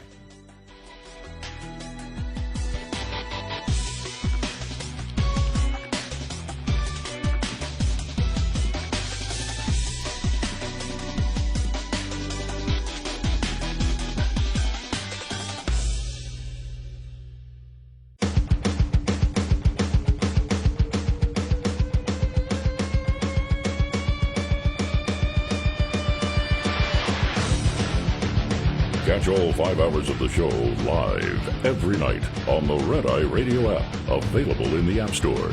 Red Eye Radio.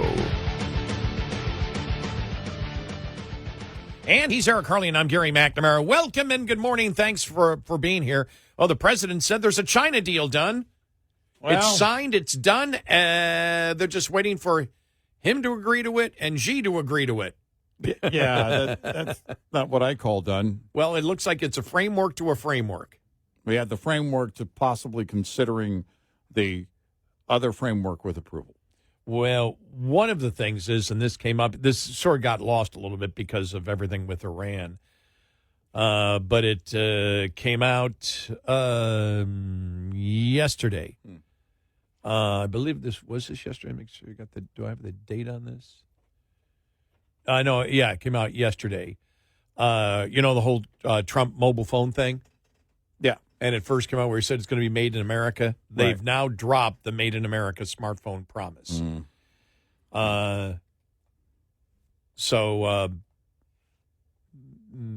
Because there is no place to make it. And also, they were going to deliver them in August. It's moved back to later on this year. You know why? Parts can't get it made. Well, yeah. Tariffs. Well, parts and tariffs. I think I experienced that the last couple of days.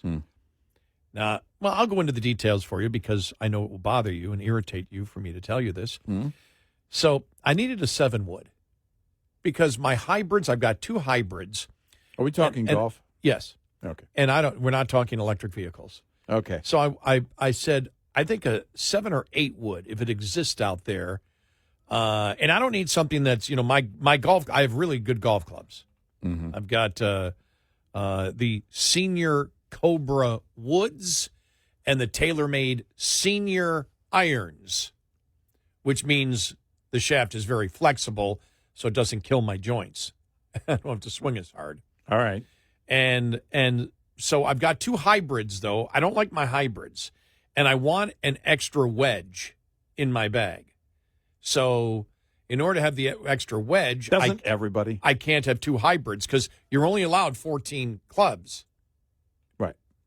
Nobody's counting, but I like to play by the rules to see how I can do. Oh, that's a rule? It's a rule, yes. You can only have 14 clubs. And with all my... I didn't know that. I've got so many, I've got so many wedges that I can't have 2 hybrids. And I figure a 7 or an 8 wood, basically 23 to 24 degrees, is something that I can use. And so I went looking for it on Amazon. You tried a Ronnie Wood, but you couldn't get no satisfaction. Yes, exactly. By the way, I know that probably most of you have no idea what I was talking about because I know Eric has no idea what I was talking about. It's something related to golf and Ronnie Wood of the Stones. Well, so I went and went on Amazon. I go, oh, okay, there's a Senior 7, and I bought it. I'm not looking for a very expensive club or anything like that. And they came back and they said, because it was like, we can get it to you in about 3 days. And it said, nope, can't get it to you for a month. Then I got a cancellation. They canceled it, said, we can't get the inventory on the golf club. That's never happened before. And I realized most golf clubs are not made in the United States. Oh. And that's why they can't get them. But on the Trump mobile phone, this is where the right hand needs to know what the left hand is doing. Because Trump is complaining about buying from China. If this phone comes out, the phone will be from China. Yeah. Yeah. And, and they promoted it that it will, that it was going to be made in America. Right. Now they've changed its website to say the smartphone will be brought to life right here in the USA and designed with American values in mind. That sounds like a Frankenstein. Right. No longer do they say it's going to be manufactured in the United States. And when one of the Trump's brought to life, when one of the Trump sons was asked about it, he said, "Well, eventually it will be." But now they don't even say that right now, and so I'm trying to see here. is I'm waiting for the first Democrat to come up and say that's why they have a China deal, because they want to sell their cell phone from China to the American people, to Trump supporters. That's what you're going to hear maybe today, because this story came out yesterday from the Financial Times. Yeah. And, what's in... Well, if you're sitting there saying China's the problem and we have to even out tariffs, and you come out with your own brand of cell phones and say it's going to be made in America, and then quietly, and everybody knows it wasn't going to be made in America, and you say down the road it will be, and then you cut back on that, and everybody knows your smartphone that you're selling with your brand, which is don't buy from China, comes from China, that may be viewed as a contradictory message. Well, maybe.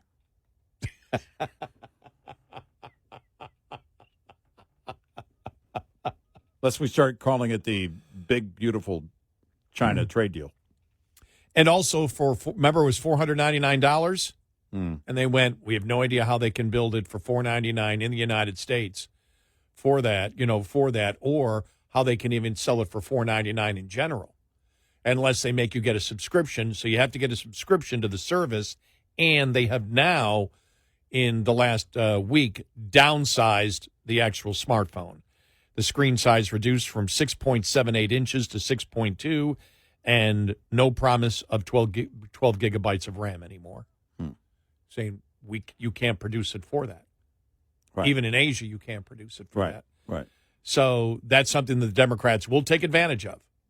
Expect to hear it. If there's a China deal, it's because he needs to buy his cell phones from China to help his own business. That will be an attack point from the Democrats. Yeah. Am I wrong? I think the biggest part of what they're focusing on in this deal is the minerals thing. I don't have great confidence that it's a widespread deal just yet, because most of the news items have been focused on the minerals and everything else, and I don't know where that goes. He's also saying there's a much bigger deal coming with India. I don't know what that looks like. So I don't know what, again, I don't know what you can promote heavily. I was surprised, maybe not surprised, but it was interesting to see about 8 or 9 p.m. on Thursday evening. I'm going over stories, and that one just popped up from Newsweek on the China deal. And I thought, oh, interesting. And then I Googled it more, and much of the media has really ignored it. And maybe that's changed in the last 2.5 hours, but it was not the big story you would think it would be. And I'm just wondering if it's just the low confidence in we're going to use that, the low confidence in what the deal is so far. Well, I would think that I don't think that's how the mainstream media is looking at it. They look at it as we cannot put something else out there that might be viewed as a positive for Trump. No, I thought about that first, actually. Let's not give him a victory. We're not going to promote any victories anymore. We'll be accused of getting it wrong. No, that's the other part. If you get it wrong. Well, but the question is, what is wrong? Because it's ever changing. It's a deal, but it's pending approval by both of the nation's leaders. The key people. Well, and of course we notice that when you said it's a done deal, pending the approval of me and Xi, it's like, well, then it's not a done deal. Right. Well, I'm wondering, why are you promoting it if you haven't approved it yet? I know. I can tell you that. We're another Horseshack Okay, moment. Tim Walz, go ahead. Because, they held the thing on the big, beautiful bill yesterday in order to help with the news that in the first quarter we had negative 0.5% GDP growth. Mm-hmm. And when that came out, I think they wanted to talk about, this is all part of the whole big, beautiful bill, that once we get this passed, everything's going to skyrocket through the roof. I mean, so they were trying to counteract that news that the mainstream media jumped on. Look, and I will agree with Besser with this. We all knew that this was probably going to happen because everybody was pre-ordering, believing Trump tariffs were going to come in the first quarter. And so they built up their inventory like crazy that skyrocketed imports, which then you saw the imports the next month. And then starting the next quarter, just crash because they were trying to buy the cheaper products up front. So is that a legitimate excuse? Yeah. But you're also admitting that the cost of tariffs is paid for by the consumer at the same time, which was something that they would not admit for the longest time. Right. Sure. So yeah, I don't know where it lands, but I don't have, again, a lot of confidence in it because things are ever changing. Do you think? And if we're just talking a minerals deal with China, not that that's a small thing, we have to look at the entire spectrum of things that we bring here from China. Well, the big deal that he wanted to make with every country is you must trade exactly the same amount with us as we trade with you, or we must have a trade surplus. Will he reach that with China, that kind of deal? Oh, I don't think so. No. Not even close. I can't see that. No. Nope. And which then again would mean they need to get the deals done because they want the economy going. They want this. I think there's a distinct possibility in the whole tariff thing that just like Doge, there was so much hype on it. A couple of months later, it's gone. Nobody's talking about it anymore. You move on to what will get you that GDP growth. Well, I think in part it's finding that sweet spot, that Laffer curve of tariffs? Tariff. Yeah. Percentage, where is that? 10%. Okay, politically, is it actually higher for China? Politically, I think it is higher for China than 10%. But economically, is it? It's one thing to say, hey, we should have a strong stance against China and greater tariffs. But when you're paying more for things day by day, that starts to wear. And economically, that's the impact. And people then politically start to change then. So we'll see. 866-90 Red Eye. We'll be right back with more Red Eye Radio with Eric Harley and Gary McNamara.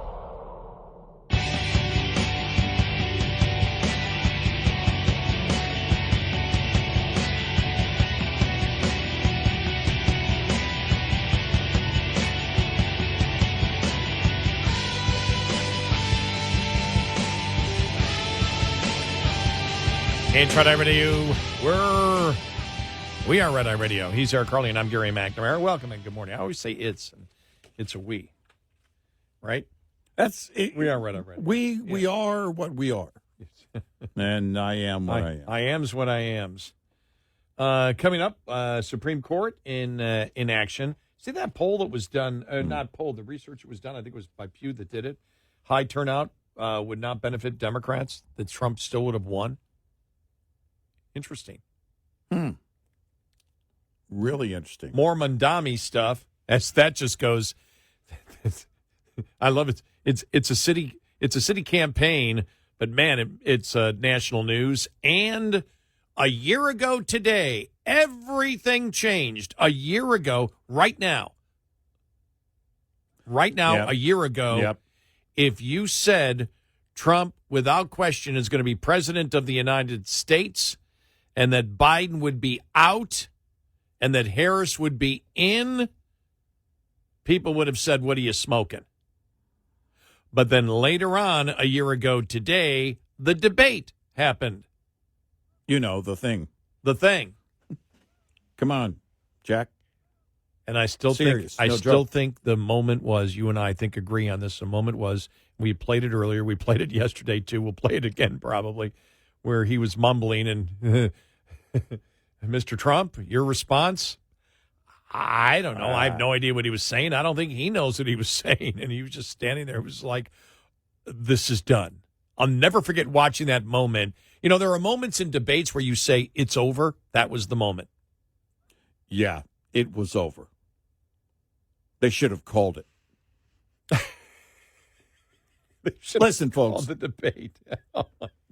We've lost power. I know we're still on the air, and it doesn't make sense about what I'm saying here, but we really got to go. We can't let this go on any longer. It was good that the American people saw it. I'm sorry. It was good that some of the American people woke up and admitted that they actually saw what was going on with Biden, finally. What scares me is the fact that he still remained president for months beyond. Yeah, you're right. Wow. Great point. Yep.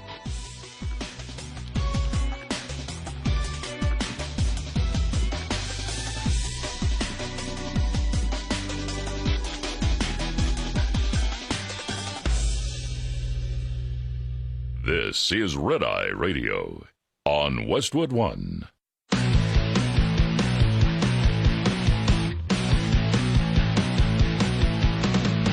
Now, it's Red Eye Radio. Gary McNamara and Eric Harley talk about everything from politics to social issues and news of the day. Whether you're up late or you're just starting your day, welcome to the show. From the Uniden America Studios, this is Red Eye Radio.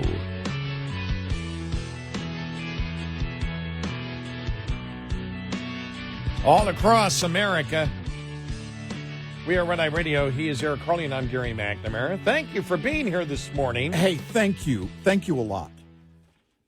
I mean that. Let's hear from Condaleeza Rice. Oh, okay.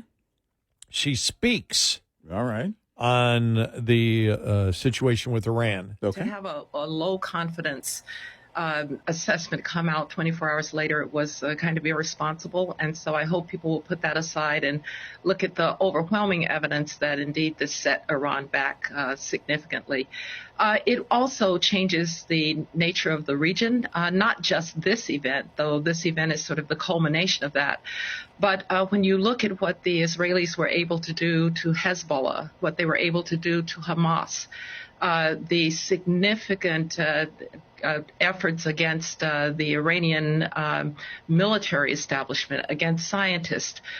This really is a now crippled Iran. And a crippled Iran is good for the region. It's good for the Gulf states that Iran has threatened. It's good for countries like Iraq and Lebanon and Syria with the demise of Bashar al-Assad. And so this really is a moment of opportunity. You know, and by the way, the Democrats are doing just like I thought they would do. I think it was Van Hollen yesterday and also Senator Warner trying to make the point saying, well, Trump went in and didn't know, and he said the war's over and the ceasefire is going to begin now, and he didn't know whether he really took them out or not within 24 hours. And he was calling for a ceasefire and trying to stop everything, and he didn't know. It's like, so now is the Democrats are calling for the fact that we should bomb Iran twice? Or should keep going until they're completely gone? I don't know where you would go with it. Yeah, I thought the same thing. And it's this approach, again, that you can't give Trump a victory. It's the same approach of this leaked report, low confidence report that comes out. And why are you doing that? Well, you're not doing that for the sake of the nation. You're doing that for the sake of taking a victory away from President Trump. That's what it comes down to. It really isn't about anything else to me. And, of course, they're going to keep, trying to do that. Because my thought would be take the Adam Schiff approach. And that is, well, hey, if we find out, it did destroy their ability and set them back years, that's a good thing. And then move on. The thing is, when you engage in it, you end up like, whether it's Van Hollen, whoever, you end up clearly in the end, you're going to look bad. And you don't need to engage, you move on. Because the victory will be, you're already on to, Trump is already on to, the big, beautiful deal and where that goes. Then you're on to a holiday week next week. You're on to other things. You just kind of don't engage. Let it lie, let it live its life, and then move on. On Thursday's broadcast of CNN's The Lead, senior political and global affairs commentator, former U.S. ambassador to Japan, and former Obama chief of staff, Rahm Emanuel, stated, "I don't agree with the President of the United States. I do not on many, many issues. But you have to admire that when the United States says all options are on the table, he just proved all options are on the table. And China and Russia and even North Korea have to step back because this has a level of deterrence." Again, Rahm Emanuel. Former king of Chicago, former Obama advisor and chief of staff. Again, not a MAGA Trump supporter, to be clear. Emanuel said the big loser, in my view, is not just Iran, but Russia. Russia, if you take a step back, all their weapons, the S-300, did not protect Iran. They've been proven to be a feckless ally. They didn't come to their defense. They've been kicked out of Syria. They've now been shown to be weak, not only in Iran. They have a war going on 3.5 years in the country 1/10 their size, and they can't win. Their intelligence was wrong on Syria. Their intelligence was wrong about Wagner. Their intelligence was wrong about Ukraine. They've become dependent on China. They've lost Europe. They have the worst record here strategically, militarily, and if the president would press the point, he could actually not only end the war, but you could actually set back Putin's desires. Yeah. That's actually a solid theory from Rahm Emanuel. Well, Rahm Emanuel, and I say theory because it hasn't played out yet. You're projecting out. That may not be true, but it's something to look at. It is certainly for a Democrat that has the history of a Rahm Emanuel, for him to go that far in laying that out goes a lot further in than even just hey, this could be a good thing. We'll wait and see. He took that, extrapolated that out globally to really the other focus, and that is Russia and Ukraine in terms of war on President Trump's plate right now. And I think it's a interesting theory. We'll see if it plays out. He continued, second, this is not the Persian Empire recreated. Everything that's been done over 40 years by the Ayatollah has been blown up. The nuclear program costing $100 billion gone. Lost in Hezbollah, lost in Hamas. Hundreds of billions of dollars obliterated. They have a brain drain in Iran. They have a weakening economy. Major loss. I don't agree with the President of the United States. Do not on many, many issues, but you have to admire that when the United States says all options are on the table, he just proved all options are on the table, and China and Russia and even North Korea have to step back because of this level of deterrence. I thought about NATO yesterday and the rock star reception that the president got at NATO, which, isn't always the case. Certainly for Trump isn't always the case. But there are a number of things that in play there. I think it is exactly what Rahm Emanuel said. Look, all options are on the table, and he's you got to know that he means that is an option, and he means he'll use it if he needs to. And I think the other leaders, and we talked about, I think it was it's been such a long week, but I think it was the Monday morning show. I think we talked about the global leaders, and you went down the responses from global leaders, and they were all pointing at Iran, saying, hey, you can't have a nuclear weapon. And that's very different. I did think at the back of my little tiny mind and my smarmy attitude that with much of those leaders there at NATO, they were, maybe there's a little more fear in their eyes. They had a little more fear of Trump. And as they were leaving and saying goodbye, they're like, dude, are we good? Are we good? We're okay, right? I mean, you're okay, Mr. Trump, with us? We're not enemies, right?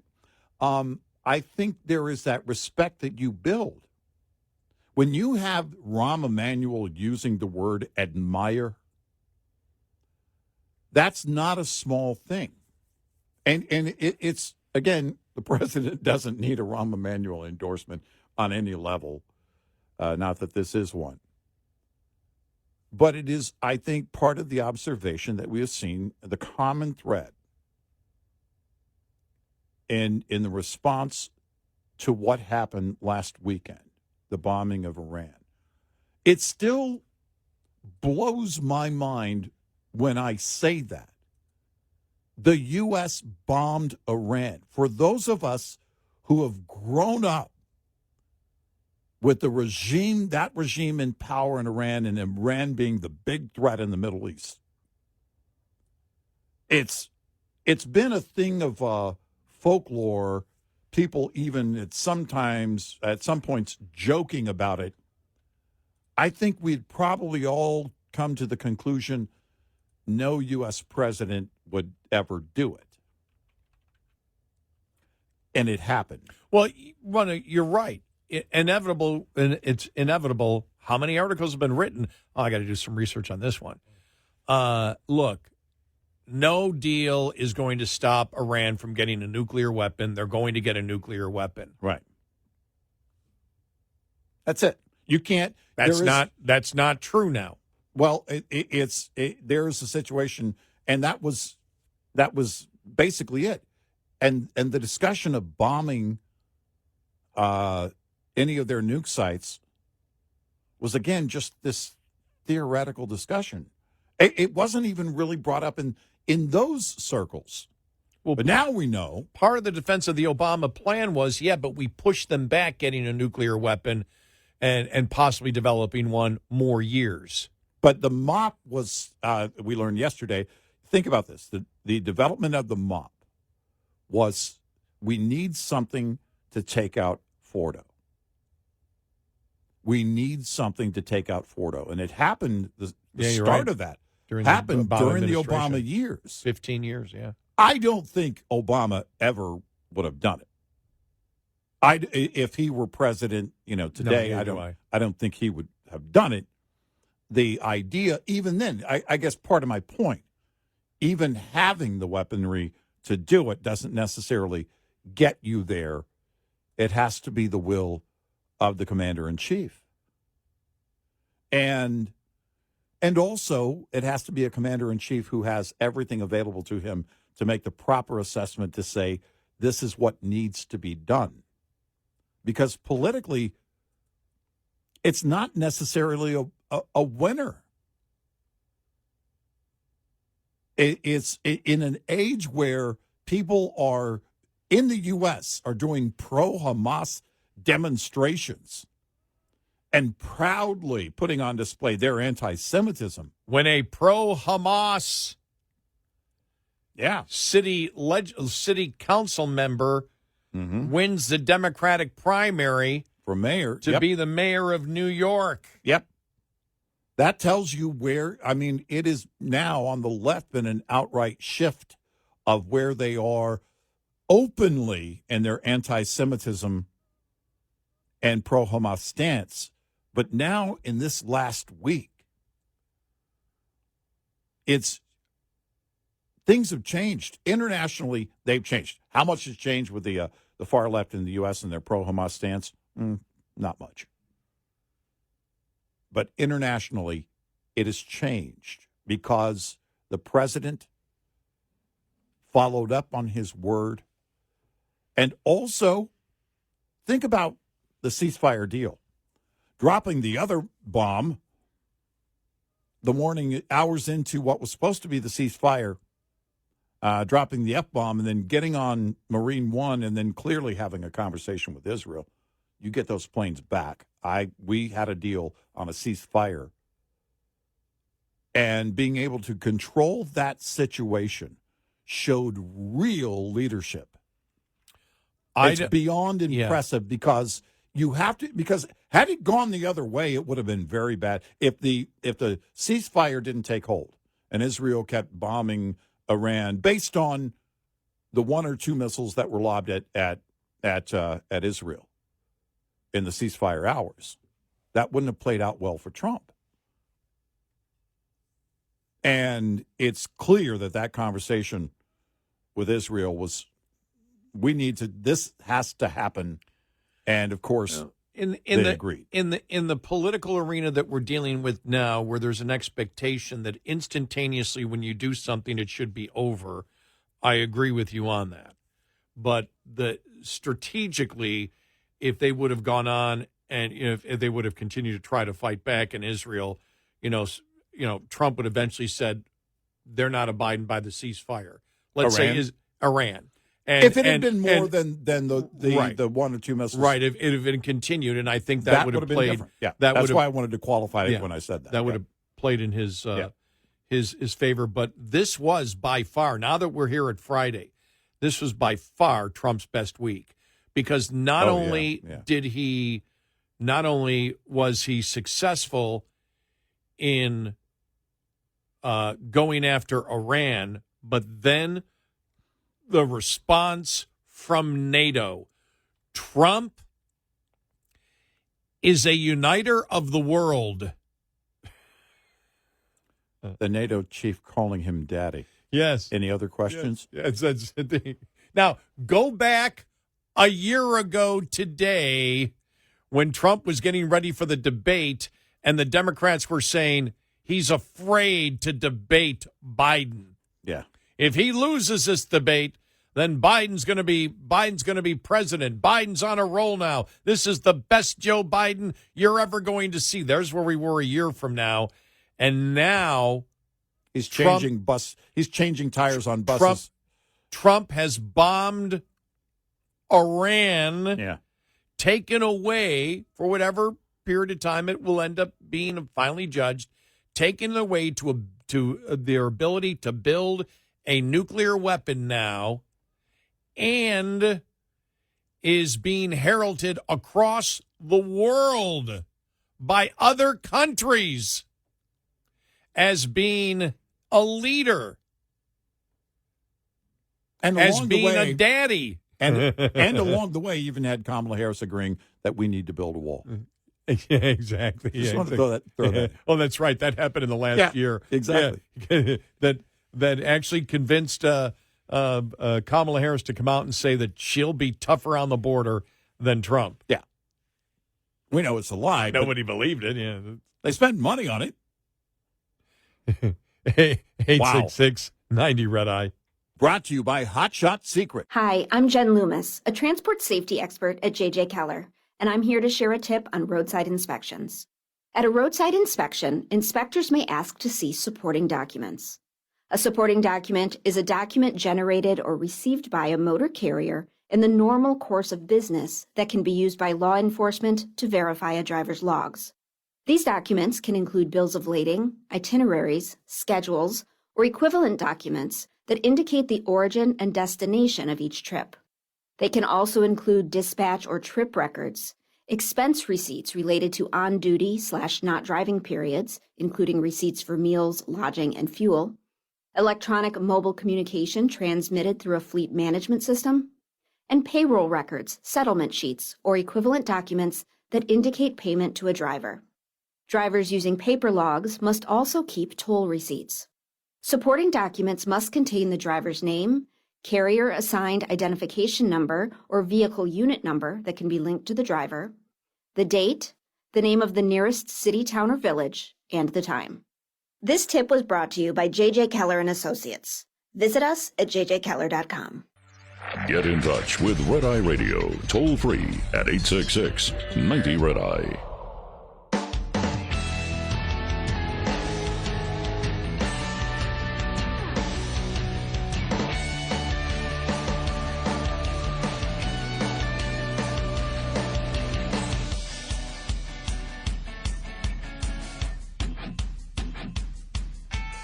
It's Red Eye Radio. He's Eric Harley, and I'm Gary McNamara. Now I see that the media is slowly pushing back here, looking former Biden official. Iran's nuke program set back significantly from 6 months to maybe 2 years now. So now they're moving in that particular direction. Yeah.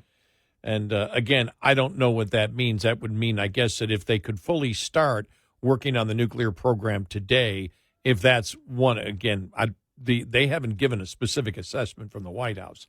Right. But let's say, well, if they start back up on it today, they could fulfill it in 2 years if they could get all the supplies, if they could get the workers, if they, whatever you would need. The fact is, Trump has stated, well, he's only going to be president for the next 3 years, that, well, they start rebuilding and doing it, we go at it again. Right. And that's what you want. Yep. The whole point was to deter them from having a nuclear weapon now. Right.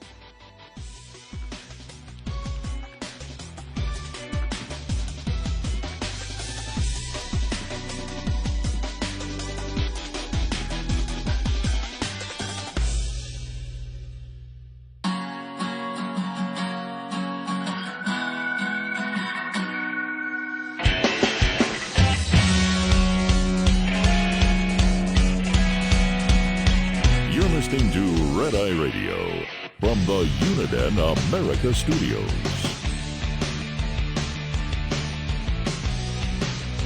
It's Red Eye Radio. He's Eric Harley, and I'm Gary McNamara. Welcome and good morning. A majority of Americans approve of Trump's airstrikes. Excuse me. Let me rephrase that. A majority of Americans approve of Daddy's airstrikes. President Daddy. President Daddy's. We say that, by the way, it's a compliment. Yeah. Because we know it drives the left nuts. A majority of Americans approve of President Trump's airstrikes on Iran's nuclear facilities, according to one of the first polls taken in the aftermath of the weekend military action. A new poll by American Pulse, conducted June 23rd to the 25th, shows that 55.5% of voters approved of Trump's efforts to stop Iran from obtaining nuclear weapons, against 39.4% who disapproved. Now, that's a couple of days ago when still everything wasn't out on it, so that's pretty decent. There was a partisan split. Republicans approved 86.1%, more strongly than Democrats disapproved 64% of Trump's actions. Let me see. Those identified as Trump voters approved of the airstrikes by nearly the same percentage, 84.8% as Republicans generally. Okay. Let's see. Only 12% of Trump voters disapproved, with just 5% strongly against. Just trying to see what they have with independents here. They don't say what the independents are. Well, if you're up near, if you're up at 55.5%, probably split among independents. Yeah, if they're at that level, but remember that that was a couple of days ago when the debate's still going on. I mean, how will people look at it a couple of weeks from now or a month ago? And then, for example, if there's an Abraham Accord deal between Saudi Arabia and Israel, right? You look at the whole picture, and there's no way people can't say, nope, Trump helped bring peace to the Middle East. If it goes in that direction, it is the Middle East. You never know. It's always been a crapshoot. But then again, as we mentioned a year ago, if you would have told me Trump's going to drop a bomb, going to drop a number of bombs to end their nuclear program when they think they're close to the ability to produce one, I still would have said, well, I'll wait to see it. Well, we have seen it. You've had every other president say Iran cannot have a nuclear weapon, and we need to do whatever we possibly can. Yeah. And we knew they never would. We had confidence they would not do it. There was a question with Trump, would he do it? Possibly. Well, now we know he would. After the Soleimani strike from the first administration, you and I tended to believe when he got into this point he would act. But you don't know until it happens, and everything that's gone on this week, and then the response of NATO. To me, this is Trump's. The polls may not show it overwhelmingly, for example, as you can see with illegal immigration. Yeah. But I think this was still his biggest week. But foreign policy-wise, without question, this was his biggest week. And to have the response from NATO, it actually took us back because a lot of it was happening while we were on the air. And you and I were looking at it going, all right, we've got this audio cut. Yep. You're not going to believe it. Yep. And here's what these countries are saying. Here's what these countries that are friendly to the United States are saying. Here are the nations that are not as friendly. And all of them were saying, well, now is the time that we've done this. They've all said Iran cannot have nuclear weapons. And now we're to this point, negotiations are needed. Well, you're not saying that what Trump did was wrong. You just ignored that part of it. These are the countries that are not so favorable to the United States. But then when you had Iran attack or attempt to attack the air base in Qatar, it was universal condemnation of Iran at that point. Yep.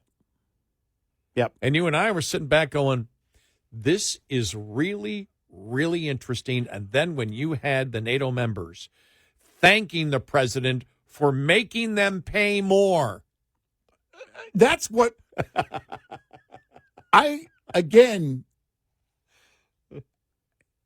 you go back 1 year from now, pre-debate, and write this story. I know. I would tell you that while I support legalization, maybe you need to temper your usage.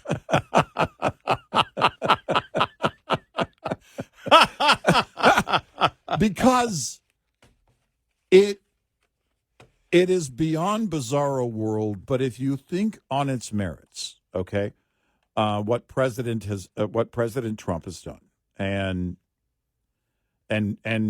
how much of the heavy lifting the Democrats did in their own right to destroy themselves. The whole thing with Biden and cognitive issues was always going to play out eventually. Kamala Harris was never going to be a good candidate. And then go beyond the election and now get into Trump's second term. I've said where I believe that having an unpredictable nature that the individual, Donald Trump, has, keeps your enemies guessing. But is it good for your allies? Well, as long as they have the respect and understand that he's not, of course, going to go after them, and he's not going to go over the top. He's going to get the job done. If that's your confidence, if you believe, look, he's going to go over the top, and it's good that Putin is second guessing, and or whoever it might be, Iran, North Korea, any of the would-be enemies of the world, don't understand and don't get his unpredictable nature, and that keeps them at bay, then that's a good thing. By the way, not so unpredictable anymore. After going after Iran, it's not just the message it sends to Iran and other would-be enemies in that region. It's any of our enemies and bad actors internationally. If you don't get that now, I don't know what would convince you.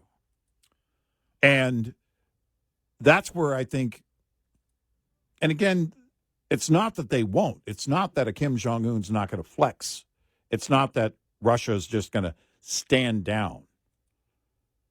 But there is a new level of, I think, assessment of Donald Trump as a president and commander-in-chief of the United States by those individuals. There has to be. And one thing Putin has been, if nothing else, is a troll. And by that I mean testing every single president to the extent that it was the night after Israel first attacked Iran that Putin used Iranian drones to attack Ukraine, Iranian-built drones. And it was clearly sending a message. And again, that's trolling. Because Putin often believes, like many, that the U.S. is going to do nothing about it. They're going to talk, they're going to try and get peace deals. They're going to do nothing about it. You're not going to keep me from doing what I'm doing. I'm Vladimir Putin, and I took Crimea during the Obama years. I took Ukraine, part of it, during the Biden years, and I'm going to keep doing what I'm doing. That assessment has changed. To what extent, I can't tell you, but there has to be a moment saying, well, crap. Now, when it comes to Russia, obviously, they're not Iran. There's no question about nukes with Russia. None. The question is, what is the will of Putin to pursue this when it's less and less in his interest to do so, and more is the case that he would likely be carved out as a pariah, as he should be. And we'll see where that goes. But it definitely had an effect on all global leaders and gets a new respect for the commander-in-chief, Donald Trump of the U.S., very much unlike the Biden years. Like I said, by far his best week, and if he can get these trade deals done and the majority of tariffs are gone, and they get the big, beautiful bill in, and the economy starts rebounding, you look at, and this has to be the thought, I think you would agree with me, this has to be the thought inside the leadership of the RNC right now. There's a great opportunity as, think about this, between now and November, we're going to be talking about the Democrats arguing with each other about what socialism is. Yeah. You're going to see this civil war, which there is a civil war inside the party. I still think that the rebels are a very, very small portion of it. The rebels would be, look, and it's not rebels, like, for example, when Adams came out and said, we're not socialist. Well, it'll be interesting to see what their argument of not being a socialist is by what they actually endorse as their policies. But it will be fascinating to watch this self-destruction continue. They haven't changed their mind on any major issue, that is a reason that they lost last year. And so if this all continues, if Trump is able to broker an Abraham Accord, if the economy gets back on track and they get that done, and I think there is, I think with Trump coming out and saying, look, you're not going to get a deal that stops the imbalance of trade. Right. All right. But if you get a deal that improves on that and helps to jumpstart the economy, you get the tax cuts in the bill. We still have the debt problem, but that's not America's number one problem. They may say it is, they don't vote that way. And when it comes, as we've seen here, with the DOGE cuts or even the Medicaid cuts, think about this. The Medicaid cuts that are being debated right now are about able-bodied males. Yeah. Right. It's about illegal immigrants. It's about people that should not be getting the money. And still the Democrats have run a pretty successful marketing campaign to stop that from happening in the big, beautiful deal. And you think, and I think it was, John Kennedy that had a statement on that the other day, which was talking about some of the money that they're spending. And he was like, why are we even having a debate on this kind of stuff? But if you get that done, tell me what the Democrats have for the midterms. Tell me what by the way, it's rhetorical. But tell me what the Democrats have for the midterms. What issue can they look at and say, okay, we've got it? A $30 minimum wage? Here it is. Okay. All right. This is John Kennedy from the other day as they're talking about, as they have the Russell Vought there on from the Office of Management and Budget. Okay, here we go. You're getting rid of $5.5 million to lesbian, gay, bisexual, transgender, queer, and intersex advocacy in Uganda, aren't you? Yes, sir. I can't believe we're arguing about this. I can't believe we're arguing about this. And that's the point. You know, so if you can get that bill done and the tax cuts are in there and they solve the problem with tariffs, as I believe they may be doing, which would be a good thing, and the economy gets on a roll by the time we get to the end of this year, what do the Democrats have? And if Trump in the next year could broker an Abraham Accord agreement between Saudi Arabia, which Saudi Arabia, the royal family says, okay, they're already looking for something like that. They would not object to that. Right. And I don't know what the Democrats have for the midterms. 866-90-RED-EYE. Lines open for your calls. 866-90-RED-EYE on Red Eye Radio.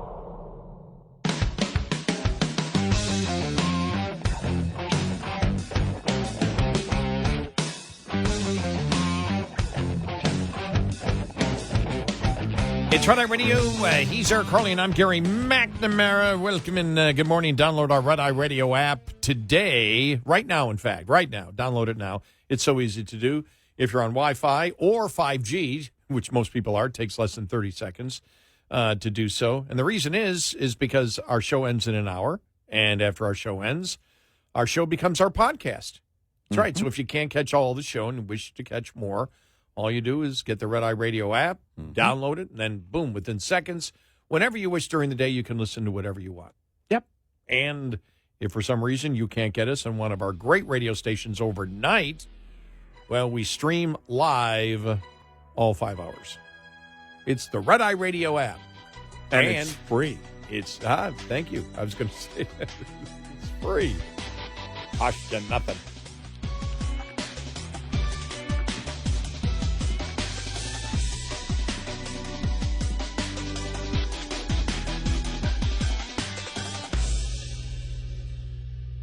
This is Red Eye Radio on Westwood One.